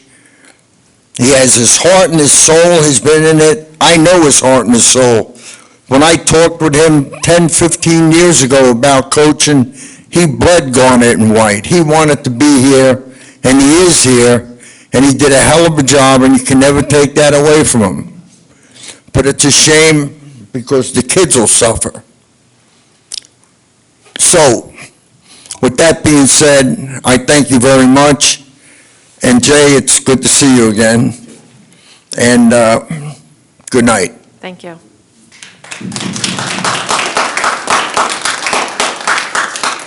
And Maddox Mitchell.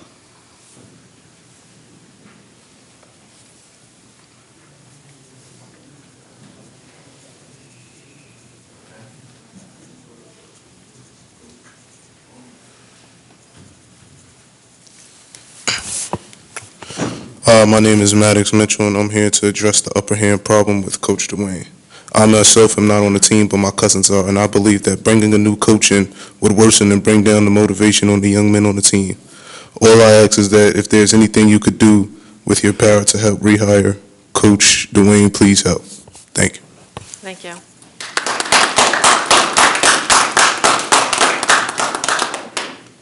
And before we close the public portion, Oh, we have are there somebody- any hands? I got a hand, You got a yes. hand? Okay.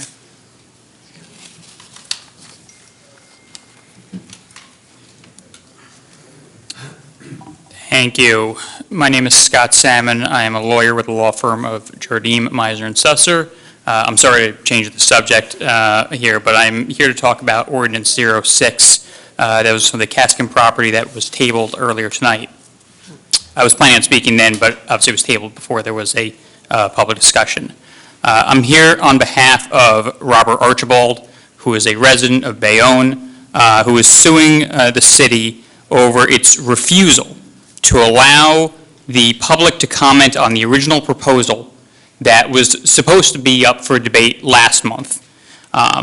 Instead, this council not only refused to allow the hearing that it was required by law to hold, it refused to even hold a vote at all before advancing the proposal that was, again, supposed to be discussed tonight, but was then tabled before any discussion, again, could be held. Now, what I would love to know is what the council is afraid of, that it's so afraid of that it can't even let the public comment on either proposal, I suppose, that it brought up on its own for debate, and then for the council then to put their names, the members of the council put their names on a up or down vote. Now, I believe someone said earlier that you were all elected to lead. I would add to that you were elected to listen to the people and then make the hard decisions for them. The ones that may not be popular. Anything less than that, to me, is an abdication of your responsibilities as members of this body. Now, I am thrilled that this ordinance was tabled. That is what I was going to ask this council to do. But again, the same thing happened this time as what happened last time, which is that it was essentially a bait and switch. The council, on its own, brought an ordinance forward for public debate, and then no debate was had. It makes it impossible for there to be any real public discourse on this and whether or not the city should go ahead with doing this if there's no debate. I certainly don't think that the council should be afraid of hearing what its citizens have to say. I know you guys have listened a lot tonight to a lot of different subjects, and I think that's great. But on something that is certainly going to be controversial, I think it is an abdication of the responsibilities to keep doing these bait and switches and not allowing the people to speak on these subjects. Thank you. I just want to say for the record, I did call for the public hearing. I did not get any seconds. I advocated for it, and I was shut down. So not all the council didn't want to hear from the public. I certainly did. I made the motion, and it did not get a second. Fair enough. Thank you. I want to applaud you, as a member of the public, for talking about this issue at a meeting now. We heard from other members of the public talking about this issue, and we're making our minds up as we go after hearing from the public, which we've done now at 2 meetings. I would caution everybody, Mr. Salmon has filed a lawsuit on behalf of Mr. Archibald, and I just caution everybody that I think February 4th is the scheduled return date. So I would just caution everybody to not speak with respect to this this evening, because we will deal with this in court. Thank you. Thank you. I'd like to say something, but about the coach. You guys did a passionate, really coming in here with passion, especially Abraham. You were fantastic. You really moved me, and especially with Chuck Walden. Chuck also. You guys had hit all the good points. I thought that the kids did a great job. And Gary says he's going to inquire, and the whole group is going to inquire, and I'm also inquiring also. But I might go a little more and do some phone calls. All right, so just to let you know, all right? Thank you.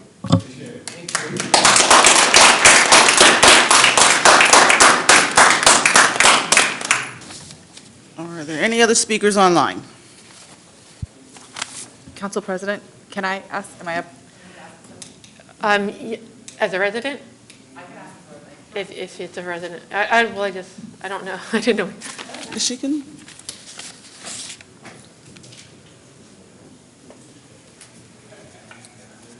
Melissa Matthews, 306 Kennedy Boulevard. In the last meeting, after which Mr. Coffey had said there'd be an administrative explanation and handling of the food bank issue, a lovely article was written by our Dan Israel here who writes, and he had discussed it, and so I was wondering, do we have any conclusion to the food bank issue? Could you have picked a better time? Because I have not been made aware of any. Okay. I've had no communication. I don't know if any other council people have. No? I could just say, I'm not Mr. aware. Coffey just stepped away. Perfect timing. Is that- Perfect oh. timing, here he comes back. I was just asking if we had an update on the food bank, letter of no conflict? In fact, I got an email today from Mr. Roth that he's agreed to come in on the 28th to talk about that with us. Okay. Could have done that with a phone call or an email today. Oh, I'm just asking.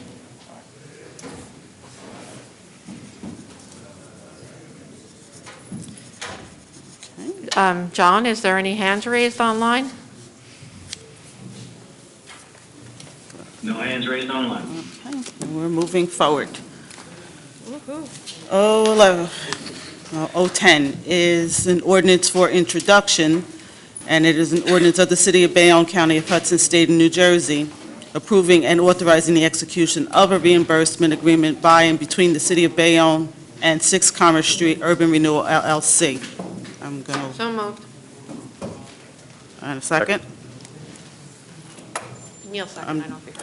Yeah, I heard that. I'm just going to wait to, Yeah, we're going to hold on for 1 second to, there's a lot of movement going on, and we know the sound system's difficult, yes. Madeline, we're going to take 5 minutes. People are, do you want to, don't, they just let, you can't just leave.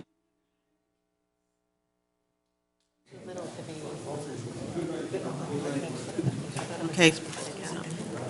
Now that we're back on the record, in the future, when you want to recess, you have to move and second and vote on it, please. Don't just get up and leave me. Yeah. I tried to,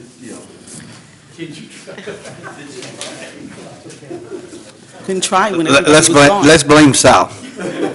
Okay. I didn't leave, you all left. So- Okay, I think, That's why we're blaming you. okay. We're So back moving on the forward, record. we're all back. 010 was moved by the council president and seconded by Councilmember Carroll. Guys, wanna be quiet? Okay.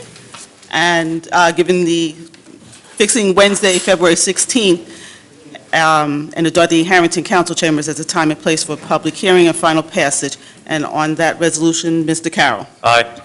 Mr. Galais. Aye. Mr. La Palusa? Aye. Mr. Perez? Aye. Ms. Nadrowski? Aye.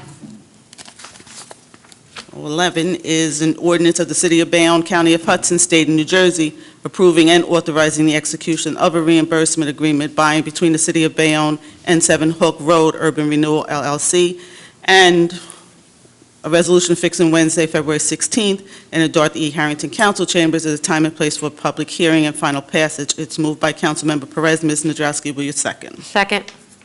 And on the resolution, Mr. Carroll. Aye. Mr. Galais. Aye. Mr. La Palusa? Aye. Mr. Perez? Aye. Ms. Nadrowski? Aye. 13 is an ordinance approving the financial agreement by and between the City of Bayonne and 22nd Street Partners Urban Renewal LLC for the property located at 25 East 22nd Street, which is identified as Block 206, Lot 1.01, as shown on the official tax map. And it's a resolution moved by Councilmember La Palusa, fixing Wednesday, February 16th as a time and place for a public hearing and final passage. Mr. Perez, will you second? Second. And on the resolution, Mr. Carroll. No. We talked about bringing these down to 15. Mr. Galais? Aye. Mr. La Palusa? No. Mr. Perez? Aye. Ms. Nadrowski? Aye. 3-2. 13 is a ordinance approving the financial agreement by and between the City of Bayonne and Avenue E Development AMS Urban Renewal LLC for the property located at 132 and 140 Avenue E, which is identified as Block 458, Lot 1.01, and Block 467, Lot 23, as shown on the official tax map of the City of Bayonne. And a resolution moved by Councilmember Perez, fixing Wednesday, February 16th as a time and place for a public hearing. Ms. Nadrowski, will you second? Second. And on the resolution, Mr. Carroll. This issue came up earlier in the night. My opinion hasn't changed. The years are in question here, but given that this is going to be the largest thing, I would hope that when it's being completed, it would be done with union labor. We heard from a union official earlier who talked about safety, security, and quality, and I think quality is the name of the game and the word du jour, so I vote no. Mr. Galais? Aye. Mr. La Palusa? And again, just to reiterate, this council had talked last year about going to 20 years for agreements last year with the intention of moving to 15 years this year. These are 20-year agreements. I'm not going along with it. I'm going to stick to my guns, and I vote no. Mr. Perez? One of the things that they mentioned was union labor, and I'm being pro-union. I vote aye. Ms. Nadrowski? Aye. 14 is a ordinance approving the financial agreement by and between the City of Bayonne and 218-220 Broadway Urban Renewal LLC for the property located at 218-220 Broadway, which is identified as Block 319, Lot 26, as shown on the official tax map, and a resolution fixing Wednesday, February 16th, as the time and place for a public hearing and final passage. It's moved by Councilmember La Palusa. Mr. Perez, will you second? Second. And on the resolution, Mr. Carroll. No. Mr. Galais? Aye. Mr. La Palusa? No. Mr. Perez? Aye. Ms. Nadrowski? Aye. 15 is an ordinance approving the financial agreement by and between the City of Bayonne and Avenue E Developers Mile High AMS Urban Renewal LLC for the property located at 157-163 Avenue E, which is identified as Block 234, Lot 8.01, as shown on the official tax map of the City of Bayonne. And a resolution moved by Councilmember Perez fixing Wednesday, February 16th as the time and place for a public hearing and final passage. Ms. Nadrowski, will you second? Second. On the resolution, Mr. Carroll. Nope. Mr. Galais. Aye. Mr. La Palusa? No. Mr. Perez? Aye. Ms. Nadrowski? Aye. 16 is an ordinance authorizing the 5-year tax exemption under NJSA 40A:21-16 and the Bayonne zoning ordinance 10-1.11 to 172 Avenue F LLC for the property at 172 Avenue F, which is identified as Block 445, Lot, I missed the lot number.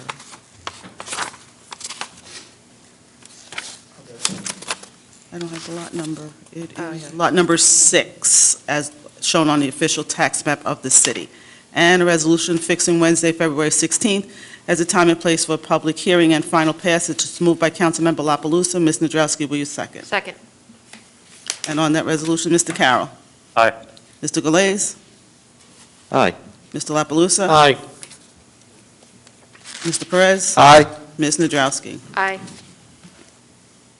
017 is an ordinance amending and supplementing the revised general ordinances of the City of Bayonne, Chapter 7, Traffic, and a resolution moved by Councilmember La Palusa, fixing Wednesday, February 16th, as a time and place for a public hearing and final passage. This is for certain parking limitations down at the peninsula. Mr. Perez, will you second? Second. And on that resolution, Mr. Carroll. Aye. Mr. Galais. Aye. Mr. La Palusa. Aye. Mr. Perez. Aye. Ms. Nadrowski. Aye. Communications is a resolution moved by the council as a whole, which is ordering the following communications to be received and filed. It covers C1 through C13. Any questions on the communications? C3. C3. I said 13. I'm adding more. C1 through... Yeah. And on the communications, Mr. Carroll. Aye. Mr. Galais. Aye. Mr. La Palusa. Aye. Mr. Perez. Aye. Ms. Nadrowski. Aye. Officers' reports is a resolution moved by the council as a whole, ordering the following officers' reports to be received and filed, and any resolutions incorporated with to be adopted. It covers OR 1 through OR 4. I'd like to pull CR, OR, sorry, go ahead. You want to get to CRs? Sorry. Okay. No questions on the officers' reports? No. And on the officers' reports, Mr. Carroll. Aye. Mr. Galais. Aye. Mr. La Palusa. Aye. Mr. Perez. Aye. Ms. Nadrowski. Aye. Consent agendas is moved by the council as a whole, and it orders the following resolutions to be adopted. Which one did you want to remove? I would like to just take CR 20 out. I would like to just have questions on it so we could do the rest. Okay. Covers CR 1 through CR 24, taking out CR 20. Any questions on the consent resolutions? Any speakers have any questions? And no questions on the resolutions. Mr. Carroll. Aye. Mr. Galais. Aye. Mr. La Palusa. Aye. Mr. Perez. Aye. Ms. Nadrowski. Aye. CR 20 CR 20, yeah, go ahead. It's authorizing the mayor and city clerk to enter into a contract with Crystal Clear Video Productions to produce public service announcements and special events announcements, videos for a total contract amount not to exceed $40,000. So I did ask at the caucus meeting, because it also said at that time I something took the congratulatory messages out. congratulatory, but I'm just curious, because this is, it's under the threshold, but it still did, would require other quotes. Did we do we know what the other two quotes were or anything? Because, you know, we should have to get quotes. Did we get other quotes and what they were? I think this was done under because this is being done for for COVID, I thought it was not part of it. I don't if know, it- so I would like to know that the other quotes were given, because there are some other Bayonne businesses that do this type of work. Just about process.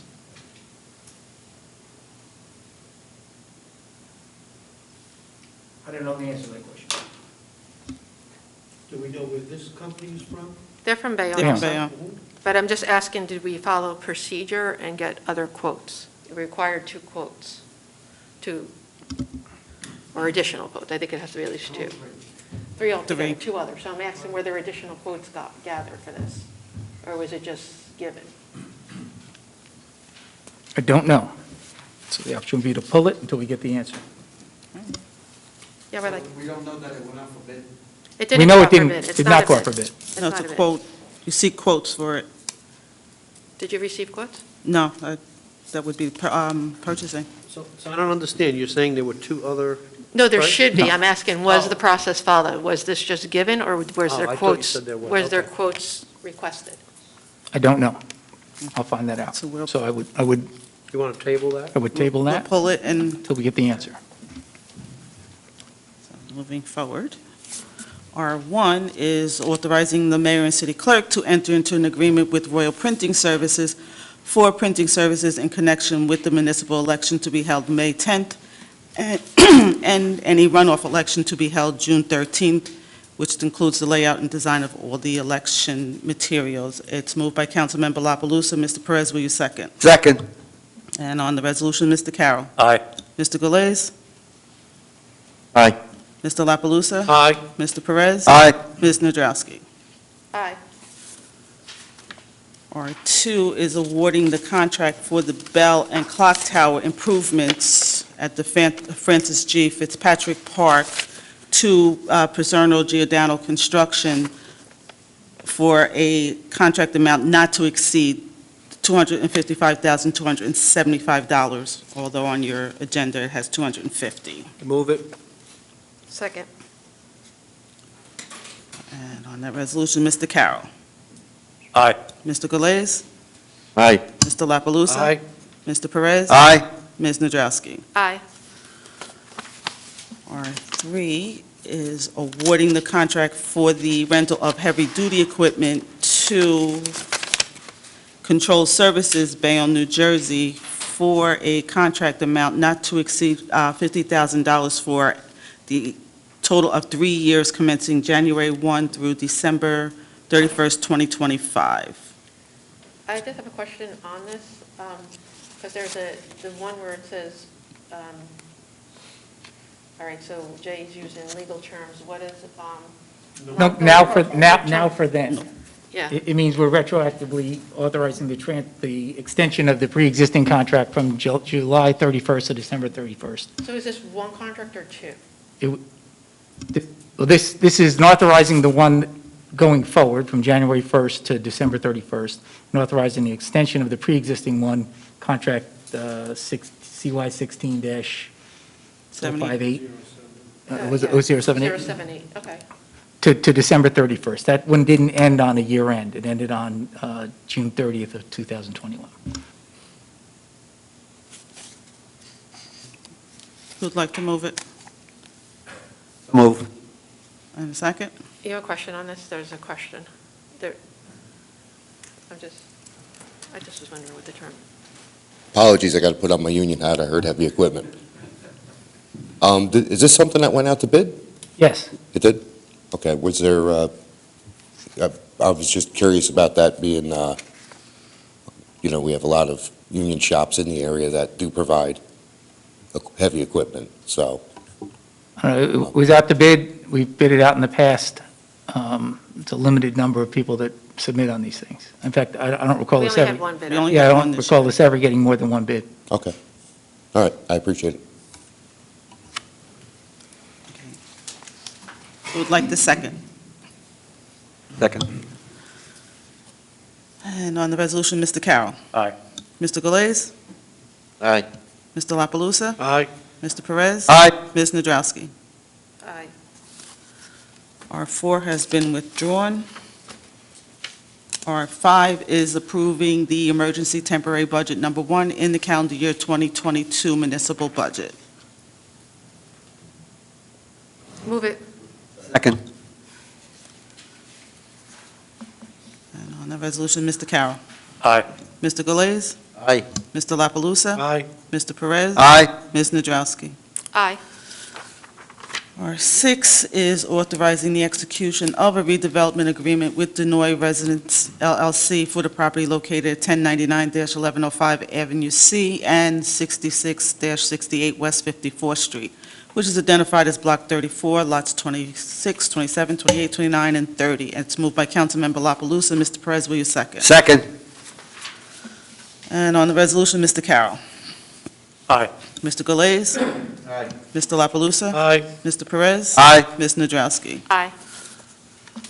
R7 authorizes the execution of a redevelopment agreement between the City of Bayonne and Peerview Lofts Urban Renewal LLC for the redevelopment of Block 402, Lot 4.01, with the street address of 676-684 Avenue E.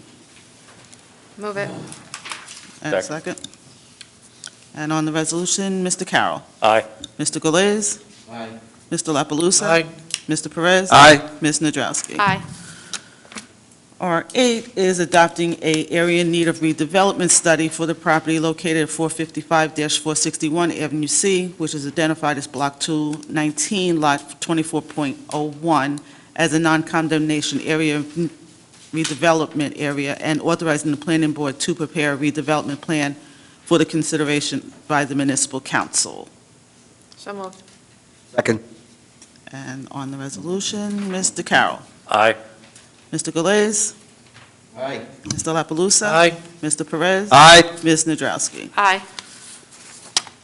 R9 is authorizing the mayor and city clerk to enter into an agreement with Reliable Paper Recycling, Jersey City, for the receipt of the city's recycling commodities, mixed paper, only for the period of 1 year commencing January 1st through December 31st, 2022.